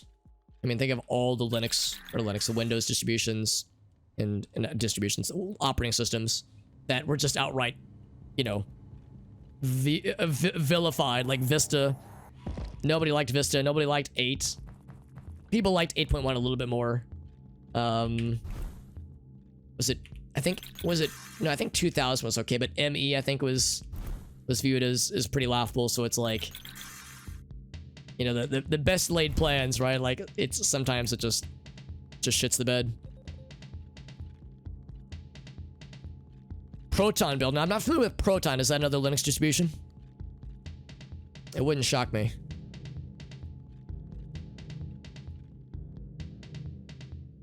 There's a lot of times if someone says, hey man, the latest blank is good or bad, and it's like an operating system, that the conversation, 9 times out of 10, it's either an Apple, it's like an iOS release that I haven't heard about, or it's a Linux distro, and I'm like, oh, one of them's. Let's see if I can nab this bad boy down. Her. Interdemon, what's up, buddy? Horizontal and dab facing inward. Okay, so what? So like, wait, so the arms are going towards each other, or like the head when like the dab is going that way, or like the head is going towards them? Ooh boy. 1, 2, 3. He got his ass. Okay, there's the orb. I'm gonna do. Actually, no, I'm gonna do one of these. Of course, that does not go through walls, understandably so. So I'm gonna cast this in his genital direction. In his genital direction. I was hoping that would still get his ass. Boom. Boom. There we go. So that did kill that guy through the wall like a pro gamer. Oh, that's the Valve thing. Right, yeah. Yeah, where you can play some games on Steam. Or maybe even all games, I don't know. But I remember when that first got rolled out and it was for a nice percentage of Steam games, but understandably it's like they can't cover all of them. But yes, if Proton is not always compatible, it doesn't shock me. Because yeah, how do you support all the Linux distributions? But that'd be pretty nice. So head and arms. Wait, head and arm. No, I'm trying to think. So if it's going horizontal and I'm doing the dab, it would be like dabbing in like opposite directions, like one there and then one there. Is that what you're thinking, Interdemon? Because if so, I'm thinking like, should the arms be facing inwards or should the head be facing inwards? Yeah, I guess that's what I'm wondering, is like which direction should things be? Should my arms be melting into each other, or should the heads be melting in like little fleshy blobs? Get the head melting, you got it. We'll get the head melting for little flesh cranium blobs of joy. All right, now this guy's gonna do his thing. All right, I got this prepared. Gonna get right here and spank his little booty. Now there's a friend. There's a blob boy. It's Bubble Buddy. So I gotta wait for these things to slowly drift. Here, let's take this guy out real quick, then we'll do the time warp scan. And with the breadsticks. So it's facing down there for some reason. Maybe it's like trying to auto-target things. Maybe there was a bad guy down there that I didn't see. Oh, he's got a puzzle. It's got a puzzle. Okay, have a good night, Wirewolf. Thank you for the insight into a world of Linux subjects that I clearly have still a bajillion things to learn about. And thank you for the raid as well. Ooh, can I get it? All right, cool. That guy real quick. We were damaging something off screen. Hopefully we're not hurting this guy. He's probably a friend. Hopefully, probably. And that's where like the next level is. Does this go to a treasure? Or a secret? No, it goes to nothing. Actually, this area is cleared out, then we will warp the time and scan it. Oh, one more dude. But my frozen orb spell, just like Diablo 2, is crazy OP, and I am here for it. Yeah, okay, so that's definitely it. Now, there wasn't a long hallway leading to this like there was last time. Like there was the north-facing hallway that leads for a bajillion years.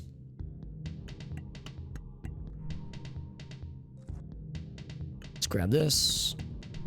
All right, cool. So we'll interact with our little friend. Oh, there's the entrance behind him, so we don't have to do this, but I want to. All right, time warp scan. Let's do this thing. Let's get back into it, my friends. All right, so what's this? I can walk over it. Oh, okay, didn't like that. I wonder if there's like an order in which you have to step on these things. Step on me, daddy, is what this thing is saying, probably. So 1. Okay. 23 is number 1.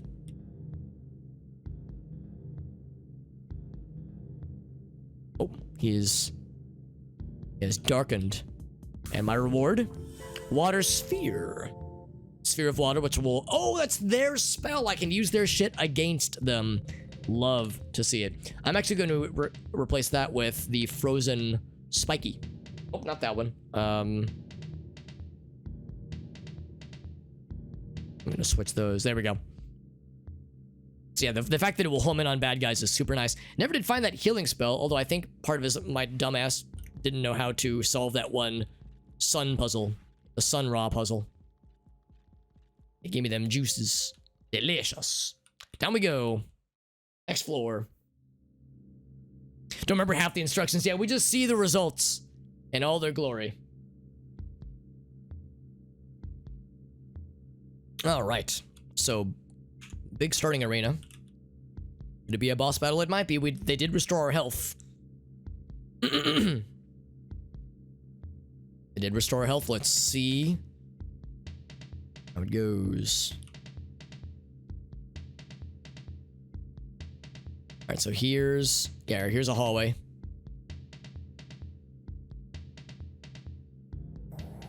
Oh, that is not the right spell. Sure, that. No, what I meant to cast is this. It takes a while, but we know it goes through walls, and it does pretty good damage, as we saw, although mine's a little bit smaller. It's not this. Oh, but it gets multiple hits. Oh, that's fucking huge. That is delicious. Oh, and it keeps going, too, so it seeks out more targets. Oh, that is just scrumptious. So much like theirs. Oh, and it gets like... Oh, and I'm feeding it. You can embiggen it? What in the world? So you can combo that shit and make them embiggened. Oh, that's delicious. This might be my favorite combo now. Hit him with the, like, seek and destroy water ball, and then hit him with the frozen orb Diablo 2 sorceress spell. However, that water ball spell is a big cooldown of 50 seconds. Good freaking lord. So that will be a thing, obviously. The crash course? Well, so you're playing as a wizard character friend. Oh, they call them scholars, these purple friends, and with their cool hats. And we have a talking book that holds magic spells through scrolls for us, very helpfully. And I don't really know like the lore behind this game yet. This game is very, like, still very much an early alpha, ouch, kind of game. So it's not even early access because the game is not playable. Like, you cannot acquire this game on Steam. But there is a demo available. So the demo is available. It is a very early alpha. And the developer actually reached out to me individually through just Twitch DMs and was asking if I'd be interested in trying out the game because we saw Alias playing it, and I was like, this game looks cool. So the developer reached out to us with an offer to try out the game as well, and I was like, yeah, that sounds great. I'd love to try that shit. So we're trying that shit right now, and I'm trying to kite this thing. I want to cast my... embiggen mine. There it is. There it goes. And I was warned ahead of time. It's still very early access. It's still got it's still like got a long ways to go as far as development is concerned. But it's got I think it's got like a pretty solid overall framework right now. There's a few pacing things and a few like dungeoneering mechanics I'd like to see added in eventually. But yeah, right now we don't really know a whole lot of lore. We've rescued a few NPCs from previous dungeons and brought them to our town, and with them in our town, they're able to upgrade our equipment, or our spells at least, that kind of thing. So it's like we're in this mysterious place, and we're trying to explore it and find homies to rescue. So that's how it is right now. But who knows what is in our future. Boop. There we go. There we go. There he goes. And troubles with the YouTube vids. All right, so one lad. I'm gonna hit him with the big orb, or the small orb, I guess. I'm gonna charge this one up. The next time I see a dude, they're getting it. Let's actually head this way right now. Yeah, do you want to try out the latest demo? And it's interesting because they sent me the link for the game, they sent me the key for it, and of course I installed it This was on Tuesday, and in between Tuesday and tonight, the demo that I've installed has had several updates. So I get the impression that they're updating it they're like developing it pretty aggressively. I don't know what the schedule is, like if there is a game plan or if there is like oh yes, we want to have the demo be this fleshed out by this point, or if there's like a roadmap of sorts. I don't really know what the developer has planned. Ouch. But what I do know is that it's looking pretty solid right now. So I mean, I would say if it keeps going at the rate they're going, that's very good news. They were saying that like it's super early alpha though, like super early alpha, and that of course one comparison that comes to mind is Noita. I play a lot of Noita on this channel, and the developer was saying that expect this game to be about where Noita was 5 years ago. And to give you an idea, Noita didn't come out, I think Noita came out like 2.5 or 3 years ago. So you do the math, it's like, oh, okay, so it's quite a ways to go, obviously. But yeah, no, I would say it's pretty encouraging. And the developer even said, like I don't know their exact words off the top of my head, so I'm paraphrasing here, but they straight up told me like, hey man, if you think our game is good, that's nice. You know, that's great news. If you think our game sucks, tell us, because we need feedback. You know, don't feel like you have to be nice to us. You know, we're mature. We're grown-ups, man. We can take it, right? So, and of course that's kind of nice that I think most game developers would react that way as well. They would take constructive criticism, of course.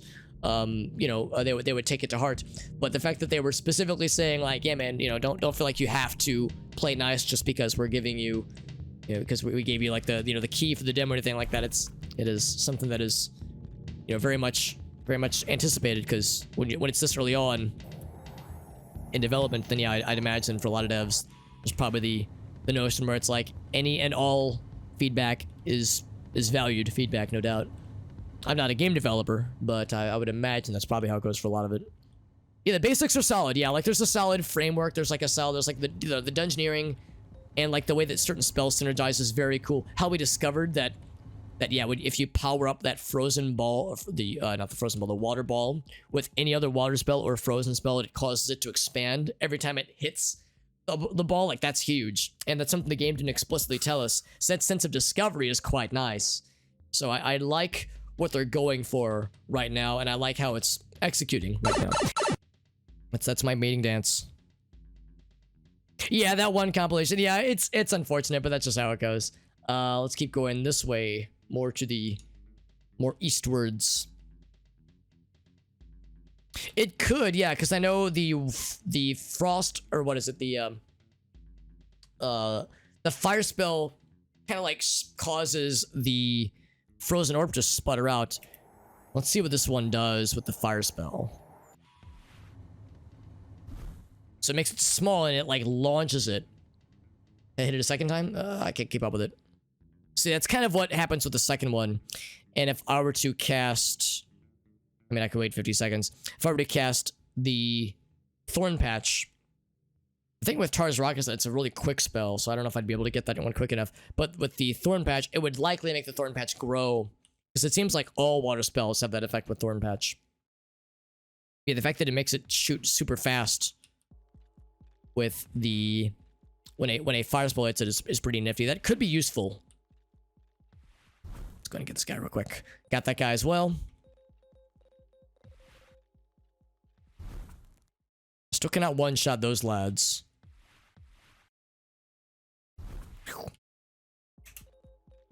With the fireball at least, because yeah, it's like the fireball, whoops. It's a very reliable spell, but the damage is not the bestest. It takes a long time to level. Oh, did I not unmute the game? Oh, I did. It's just super quiet now.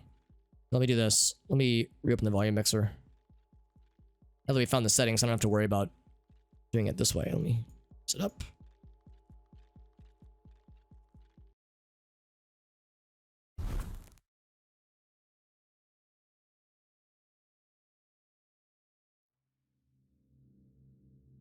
Let's do it that way.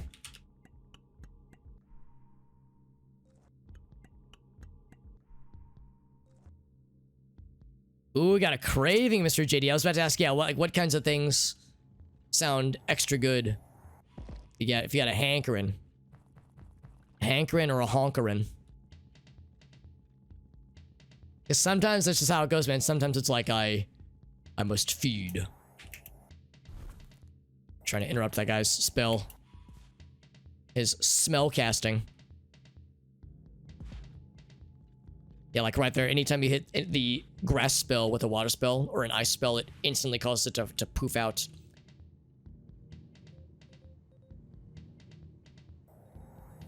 To expand. Expand dong. Boop. If we want to upgrade the water orb. But that cooldown, the 50-second cooldown makes it rough. So that part is not so good. I could see it being a really good against bosses. Although there's a chance bosses might not be implemented yet. So we'll see. But that would be very gamer. Beep. Yeah, get stomped.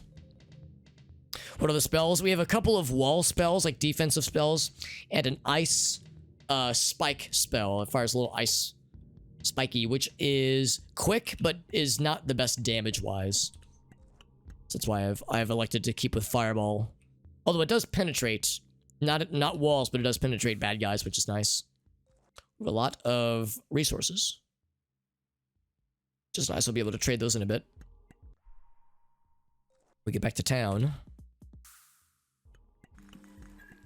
Another spellcaster friend. Can I go around this? Oh, crap. I have the wrong spell selected. Walk into it. Yes. So we got that guy. I'll grab this real quick. One-y and a two-y and a you know what to do-y.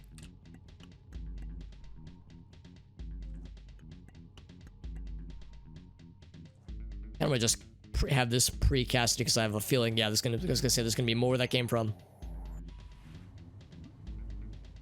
Yeah, big. I don't know actually if it makes it do more damage, but the fact that it's bigger means it can do more and reach things more easily. 50 seconds is a long cooldown, and I don't know if there's anything you can do to lower the cooldown. You can make the spin up time slower, like the warm up time. You can make that lower. With various upgrades. Oh, right. What am I doing? Those guys are immune. Immune to the temptations of any kind of ground-based spells. But Frozen Orb is cool as hell. Literally.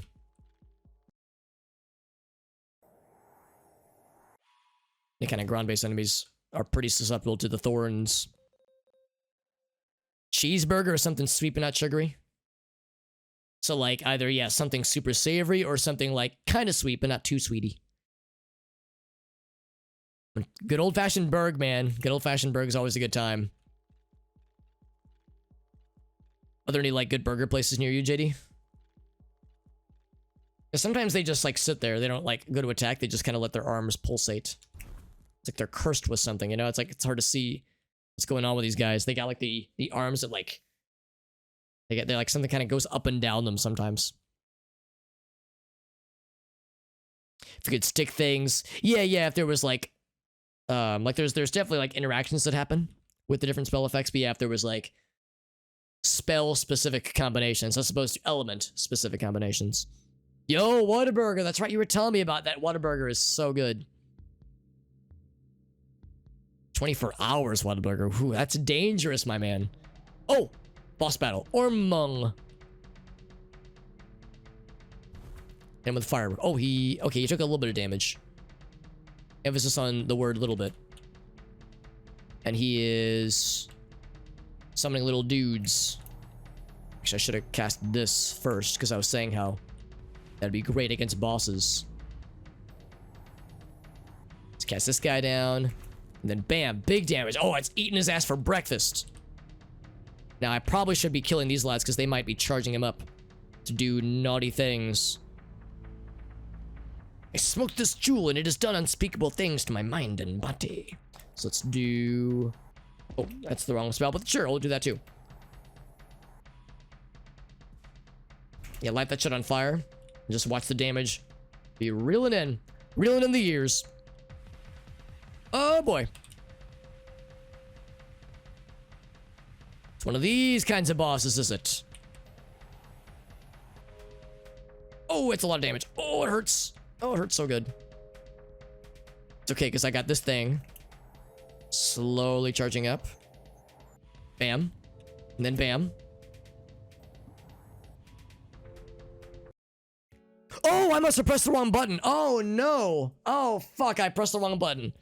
Oh, that's embarrassing. Shit. I must have charged up the teleport. Fuck, that was my own fault. I had no clue. Oh, damn it. Yeah, I was like, oh, I'm charging something. Cool. I thought I must have pressed, I was trying to press E. I must have pressed R. Because R is my teleport. Oh, that sucks. Oh, darn. Thank you, Extra Life, for joining in. For those who don't know, Extra Life is the... Yeah, let's do this. Extra Life is the fundraising activities that I'm always doing. So every stream I do is a fundraising stream, including this one. And you can see we have a little donation bar, progress bar at the top kind of center of the overlay that we have. And it is a fundraising, a fundraiser, a kind of a gaming-oriented fundraiser for the Children's Miracle Network, where they help to raise funds for sick and injured children in Children's Miracle Network hospitals all across the country. Actually, all across North America, so I think Canada has some as well. And yeah, so Extra Life is one big fundraiser for it. Some of my friends know that we did the 24-hour Extra Life mega stream marathon this past November. We'll be doing another one this coming November. Of course, that's not for, you know, a couple months away. But still, it's always a big event that we plan for, and it's always a good time. And this is my 12th year. That's correct, my friends. Yeah, my first ever Extra Life experience was it would have been 2011. So 2011 was the first year, and today, this of course is the year of 2022.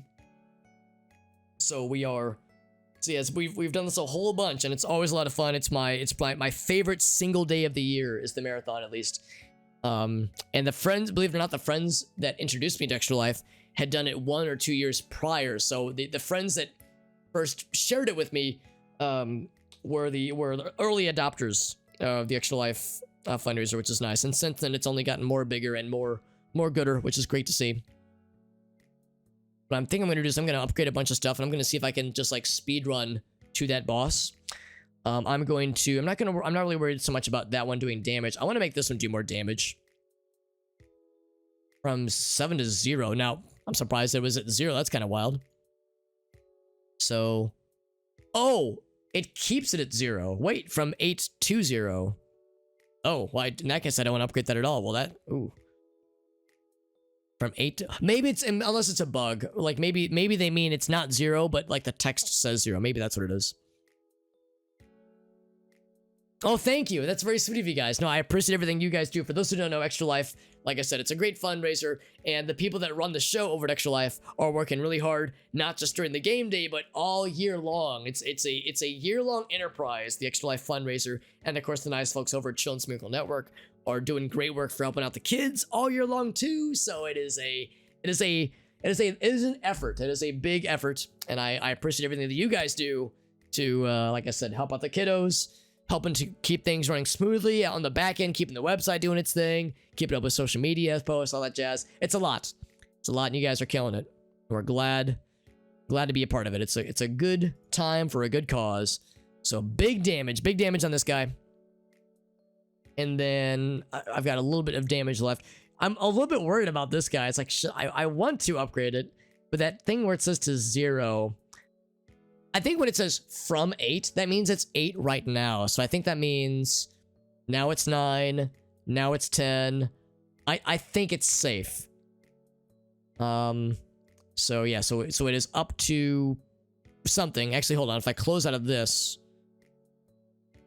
damage 11. So it has been going up. So I think it's just a display thing. So I think we're good. So I'm gonna just try to like speed run to get back to that boss, because I can't believe I teleported out like an idiot. Like a goober. What I might want to do... Actually, what I do want to do... That one's already instant. This one is still not instant. I think I might try to make this one lower. It's going to be expensive to lower it a bunch. Oh, except I already lost all of my... Oh, wow, I lost all of them, really? Wait, I think the display is broken. Because I had like a bunch. I had like several hundred. And now it says I have 3. I think I still have several hundred, but I think the display is goobered. I think it just goobered up a little bit, but that's okay. So we've lowered it to about 2. We'll say like... Yeah. 2.5 seconds thereabout. That's pretty good. And then from there...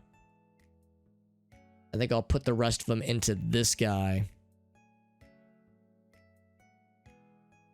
Okay, so I have less than 53 essence right now. We've made that one pretty fast. Can I make this one even more gooder? No, that one's maxed out too. That's maxed out. I guess I could do more of this one. Oh, I need 88 more. Never mind, that one's already pretty up there as well. All right, that's good enough. I can't believe I teleport out. I think what I might do, because I don't think I trust myself. I think what I'm gonna do is I'll put the teleport on whenever I want it, but I think for the time being, I'll leave it off. So that means we have another kind of utility spot. I'm gonna put... He was casting... Let's think about this. He was casting ice at us. Would ice or like water beat I think geomancy would beat water. So I think that's the only kind of wall type we need. I guess we could have a second wall type if we wanted. Or I could just get this guy. But I don't know if that'd be more effective against the boss. Because it's less damage than the fireball, obviously. There's an equal cooldown. It is instantly casting, which is nice. I don't want to use Deluge because we have to stay perfectly still with Deluge. And the mobility is kind of important. I think we'll just do that then. It's more damage. More damage with 2 utility defense spells. First things first, find the caves. And or find the double statues. And yeah, maybe even just ignore bad guys or just spam this one spell that just kills everything anyway. Look at that, just kills things. I don't even have to look at them. I'll go and activate this real quick. Oof. Do we have any earth spells? We have 2. We have 2 earth spells. They're both very good. The one downside is that they're mostly defense spells. This one has a offensive component. Whoops. But it's pretty meager. It's also kind of slow. So it's a little bit rough to rely on for like a lot of offense, but it's great for defense. My favorite by a pretty good margin is the ice spells. Not just because of Frozen Orb. And its OP-ness. Oh, I said that weird. It's overpoweredness. We'll say that much. Yeah, this is a game that is still in a very early development, so it's got quite a ways to go, according to the developer. I learned about this game. Whoopsie, I'm running into a bunch of these projectiles here. I learned about this game from a gentleman who rated us on Tuesday. He's one of my favorite Noita streamers. Noita is one of my go-to games, and Alias Bot, the homie that he is, rated us very generously. And previously, when I was watching him, he was playing this game because the developer had reached out to him and said, "Hey man, if you like Noita, you might like this game as well. It's a game we're working on. It's early access, but you know, it's still a work in progress. We love the feedback or any ideas you have, any just general thoughts to offer." And I was in his stream and I was watching it and I was like, this game looks really neat. And then when Alias rated me, the developer reached out to me and was like, "Hey man, do you want to check this out too?" And I was like, "I do." So that is the game name is Scholar of the Arcane Arts, that is.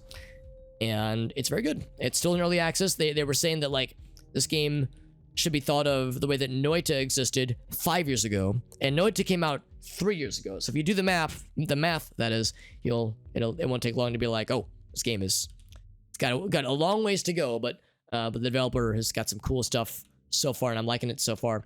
So if I can get to that boss, I'm gonna just try to power through this as quickly as I can. Easier said than done because there's a lot of bad guys, and my stuff does a decent bit of damage, but there's a lot of dudes. Other dudes, and they mean to do us harm. OP spells, that's right. I like OP spells, and I cannot lie. See if I can get this off real fast. And bam! And then hit him with the embignification. Look at the damage, man. That's sick. And it seeks out more victims. It's big. Yeah. Oh, 297? Oh my god, it just fucking eats them. So if you can power this thing up, it is a monster. But it only lasts so long, so you can't lean on it forever. But boy, howdy is it tasty. Frozen Orb, you want to get this guy? Thank you. It's a giant ball of water that you can embiggen with other water spells. Because one of the nice things about this game is the way that spells interact with each other. So one of my go-to spells for ground enemies is this nifty, like, bramble thorn spell. You place it on the ground, but then you light this shit on fire, and then it does burning thorn damage, which is extra good. That's what we like to see. We like the burning thorns. We'll keep going this way. Thankfully, the dungeons are fairly linear, which I actually kind of like, because it means we don't have to spend too much time doing big explorification efforts. So bam, and then power up the big spell. And of course, they have this one too. They think they're so cool. We can wink that one away. Yes, that one's ours, and it's getting bigger and juicier by the minute. 640. Oh, it's fast! Delicious. I think it just ate everything. Consumes all. It's like the fucking moon from Majora's Mask. I will consume everything. Alright, now this guy is trying to eat our booty. We have anti-booty eating measures we can deploy. Yeah, that one's still going. Some Demon Slayer shit. Yeah, the way it's bouncing around, and like, I like how when the spells get embiggened by other spell effects, it's so delicious. Let's get it again. Of course, I casted that one first, so it's not going to be able to reach this as well, but it's still really good damage. Actually, I can fire it up with the ice spell. The ice spiky spell. Oh, wrong spell. Oh, that's not mine. Whoopsie daisy. Right, that's the one downside, is that it's easy to mistake my spells for someone else's. It should have like clicked when I saw that it was approaching me. You're approaching me? I can't ice the crap out of it. I can't ice the shit out of you without getting close. Would you please die? There we go. You took the hint. That's kind of what I'm thinking too, Inner Demon. Like, it's easy, I think, for maybe a general onlooker to say, what, that's it? That's the only spells it has? Because there's a lot of spaces in the inventory. There's also an entire page. We don't have any mysterious death skull spells yet. But, like, there's a lot of icons, a lot of slots on the inventory for further expansion. So, the casual onlooker might look at this and go, what? There's only a few spells. This game sucks. But it's like, well, yeah, because it's like super early alpha, so it's, you know, it's forgivable. And like I said, we saw indication that the developers were updating this pretty rapidly, so I would not be surprised if there was more on the horizon. Oh, actually, no, that means the exit is probably close by, isn't it? We did 23 as number 1 last time. Oh, that wasn't it. That pissed him off. Ouch. So 21 is number 3. That's the solution this time. Last time we got a badass spell. We got that cool water spell. This time, we just get some more upgrade giblets. I could always use more of those. That's what I'm saying too, extra life. Yeah, it's like I'm feeling pretty good about it. Actually, no. I'm gonna hit him with one of these. Bam. And then one of these. When I heard myself say that, I reminded myself of the Tim and Eric jazz skits that they did. I hit you with one of these. Blop, blop, blop, blop, blop, blop, zibbity bop. And it's a dumb reference, but Tim and Eric is a enjoyably dumb show, so it has to be embraced. Because if you don't embrace the absurdity of the show, then you're not going to enjoy it. I showed Gracie the Beaver Boys skit. Like a handful of the Beaver Boys skits, where in every single Beaver Boys skit from Tim and Eric, they're like normal dudes. Well, they're kind of weird, but they're relatively normal dudes. They'll like go into the club, trying to hit on chicks and trying to score, that kind of thing. But then inevitably somebody has like white wine somewhere on the landscape, and they see it. They go, what white wine. Like they start to like kind of like they start to like tweak out a little bit. And then also there's like shrimp, like you know, like oh like a nice shrimp dish, and they go oh shrimp, shrimp, white wine. They start to freak out, and then inevitably it devolves into an orgy of them like guzzling white wine, eating handfuls of shrimp, puking everywhere, and doing a bunch of dance moves that are nonsensical. If I'm not doing a very good job of describing this, and you're thinking to yourself, Alex, this sounds absurd. This doesn't sound like comedy. This sounds like just abject absurdism. Then welcome to Tim and Eric. It's a good time. Yeah. My favorite one is the jazz one, because it's relatively pared down. Like so much of Tim and Eric is absurdity to the point where it's not even like. It's like outsider art. It is so out there and so like anti-humor in a way. But the jazz break skit that they do is like one of the more normal ones. And they're like interviewing the jazz musicians. It's like, they're like, yeah, some of the most prolific jazz players out there never made a living, never made a single dollar playing jazz. Like for instance, I work as a part-time janitor. And it's like, yeah, that's just very normal. The other guy's like, yeah, I volunteer. I do a lot of volunteer work with kids. Like we go on nature retreats, like Boy Scouts and Girl Scouts, that kind of thing. And sometimes when the kids are trying to sleep at nighttime, I'll put on a little bit of jazz. You know, I'll put on a little bit of boogie woogie for them.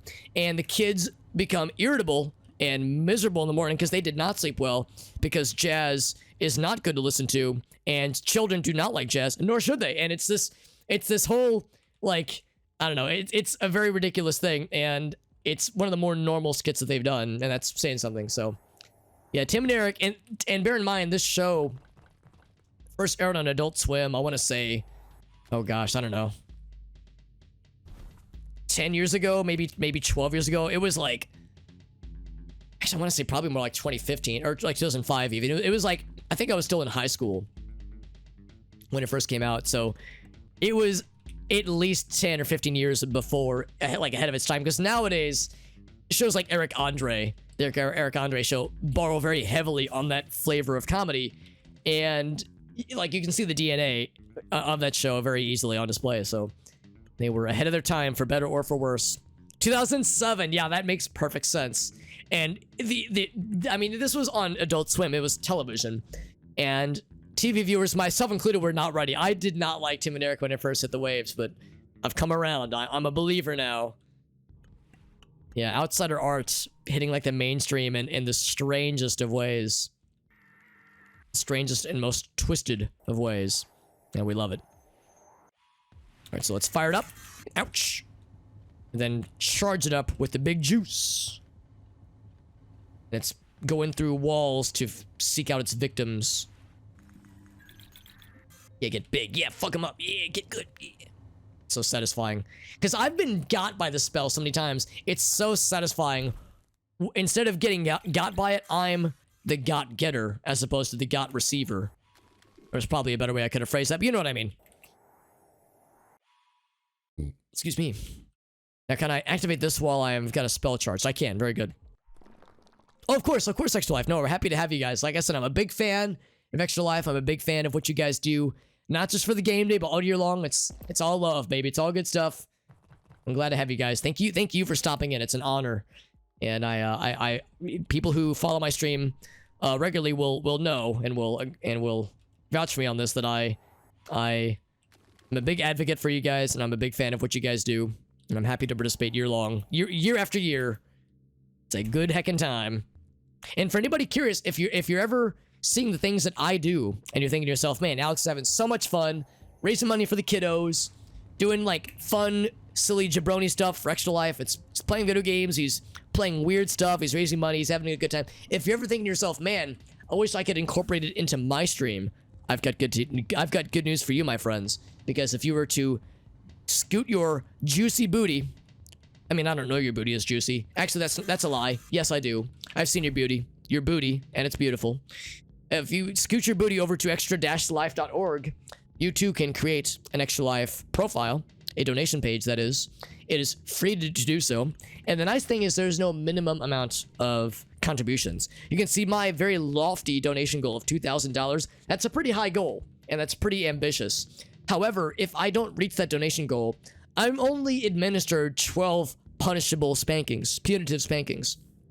Actually, that's a lie. I receive no punitivity. There's no punishment if you don't reach your goal. In fact, I don't know if Extra Life is still listening in, but there was a statistic at one point that said that 50% of the people that sign up for Extra Life don't raise any money, and that's totally okay. Like, that's totally fine, because it's still helpful to spread the word and that kind of thing. It's still good to proselytize the good news of Children's Miracle Network fundraising. So it's still helpful in any capacity. So, any content creators, any YouTubers, streamers, or just internet content creators or personalities of any variety, anybody can participate. And it's free to do so. Like I said, there's no minimum amount of contributions. It's pretty nice. The spankings are voluntary. In fact, I pay them. I pay them to spank me. It's a strange ecosystem we've invented, but it works out for everybody. And for everybody, when I say everybody, I mean just me. Bam. I haven't seen your ass yet, Inner Demon. Oh, you sweet summer child. Thinking I can't see everyone's ass at any given time, that's my superpower. It's not a very useful superpower. It doesn't help me fight crime. It helps me see the juicy, bouncy dump trucks of those that commit crimes. It's an odd deal, but it's one that we're happy to have. Thumbs up, says Inner Demon. Entirely voluntary. Oop. No, you fucking don't. Not today, Satan. No, not today, Satan. And whoop-bam. I would love for that spell to become instant. Although maybe it's hard to make it instant because it goes immediately where your cursor is. Maybe that'd be a little bit strange. Yeah. Yeah, get big. Big and juicy. Mm-hmm. Just like Grandma used to make. She made the best water orbs. I don't know. She poured a really good glass of water. I'm the booty narc. That's right. Oh my god, the thing is huge. It's probably like thousands of damage at that point. So it seems like it's scaling with each sizification. Oh yeah, we're getting close. What I might do is try and go fast and eat ass in that order.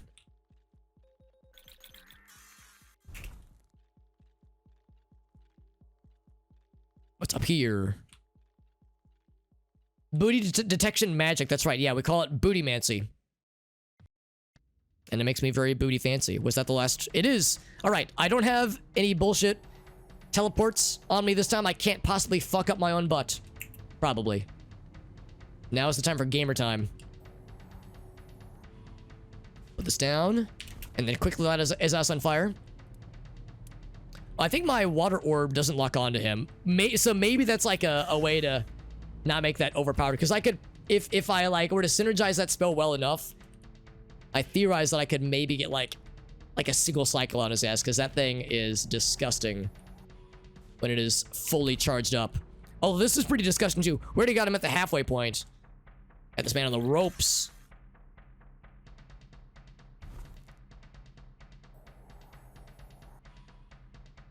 I'm not even giving a chance to do his own shit. I'm just messing up my own nonsense. I got the orb almost ready. Except hold on, I gotta mess this guy up. Oh, it instantly dissipates. Good to know. So I'm gonna cast this in this general direction. Gonna fire it. Oh, uh-oh. Oh, we done did it now. So he just like did damage to my soul. And he made a scary noise, but that's okay. We're gonna take a dump into his mouth. Got his ass. Whoa, we did a... Whoa, look at that. It's fucking solitaire. I love that effect. Oh my god. I hope that's not a glitch. Because that was awesome. It looked like solitaire at the end. That was great. Can I find buried treasure? Not that kind of booty, Inner Demon. Hello, Puzzlewell. Yeah, I'm digging it so far, Puzzlewell. Demigod Urmung. And I completed the demo. Hey, there it is. If you want to keep playing, then you can teleport back home. You can explore the water domain more. There might be more things and or secrets. We know there's at least one, like, bonus spell somewhere lurking. That might be a healing spell, maybe. Press escape and quit anytime. Thank you for playing. Thank you, game developer, for making a very enjoyable game. That is, obviously, this is just the demo. I shouldn't say just the demo. It's quite impressive. And I am already looking forward to seeing and experiencing more. This is good, and I'll be curious to know when there's going to be like more updates. This is quite nice. So again, the name of the game is Scholar of the Arcane Arts. The demo is freely available. The game can be wishlisted on Steam. I would recommend doing so if what you see looks cool. But again, the game is not purchasable. It's not even early access. It is pre-early access. It was soul damage. That's right. He looked into my soul and saw how fucked up it was. And he was like, well, I don't know if I want to mess this guy up too much. He's already pretty fucked. Here, let's make this one even... I want this one to be, like, disgusting. I want this one to do, like, thousands of damage when you get the frozen orb powering it up. If the dev is watching, or if they've watched other people play this game, they've probably thought to themselves, maybe we should put like caps on some of those spells, because when that orb gets maxed out, it is a fucking monster, and I love it. Need 9 more stones. Yeah, I need more stones.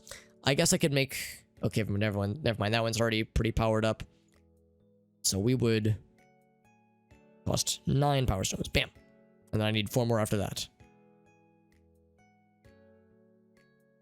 Need 18 more, need 12 more. Okay, fine. So we got things powered up. Let's get things cooled down. I would be willing to bet that any upgrades I make now probably wouldn't carry over with any big updates. Because when a game is in early access or in early development like this, you can expect a lot of incompatibilities between like save files, that kind of thing. So I wouldn't expect to be able to like keep this forward. I'm more just curious about like seeing how absurdly fast and or good we can make things. So again, I still want to make this one instant if I can. We've got it to level 26. It's still not getting there. How about this guy? Can we get this one to like 15? Or 20? No, okay, can't go any higher. Can't go any higher for that one. That one's already instant. That one's already instant. I guess I could just save. Say I need 79 more. Also, I was hoping to get maybe one more fire spell, like maybe an AoE fire spell, but I'm sure they got stuff that they're working on in the lab for that one. All right, so that was Scholar of the Arcane Arts. Admittedly, that took me... I probably took longer to play that than the average gamer.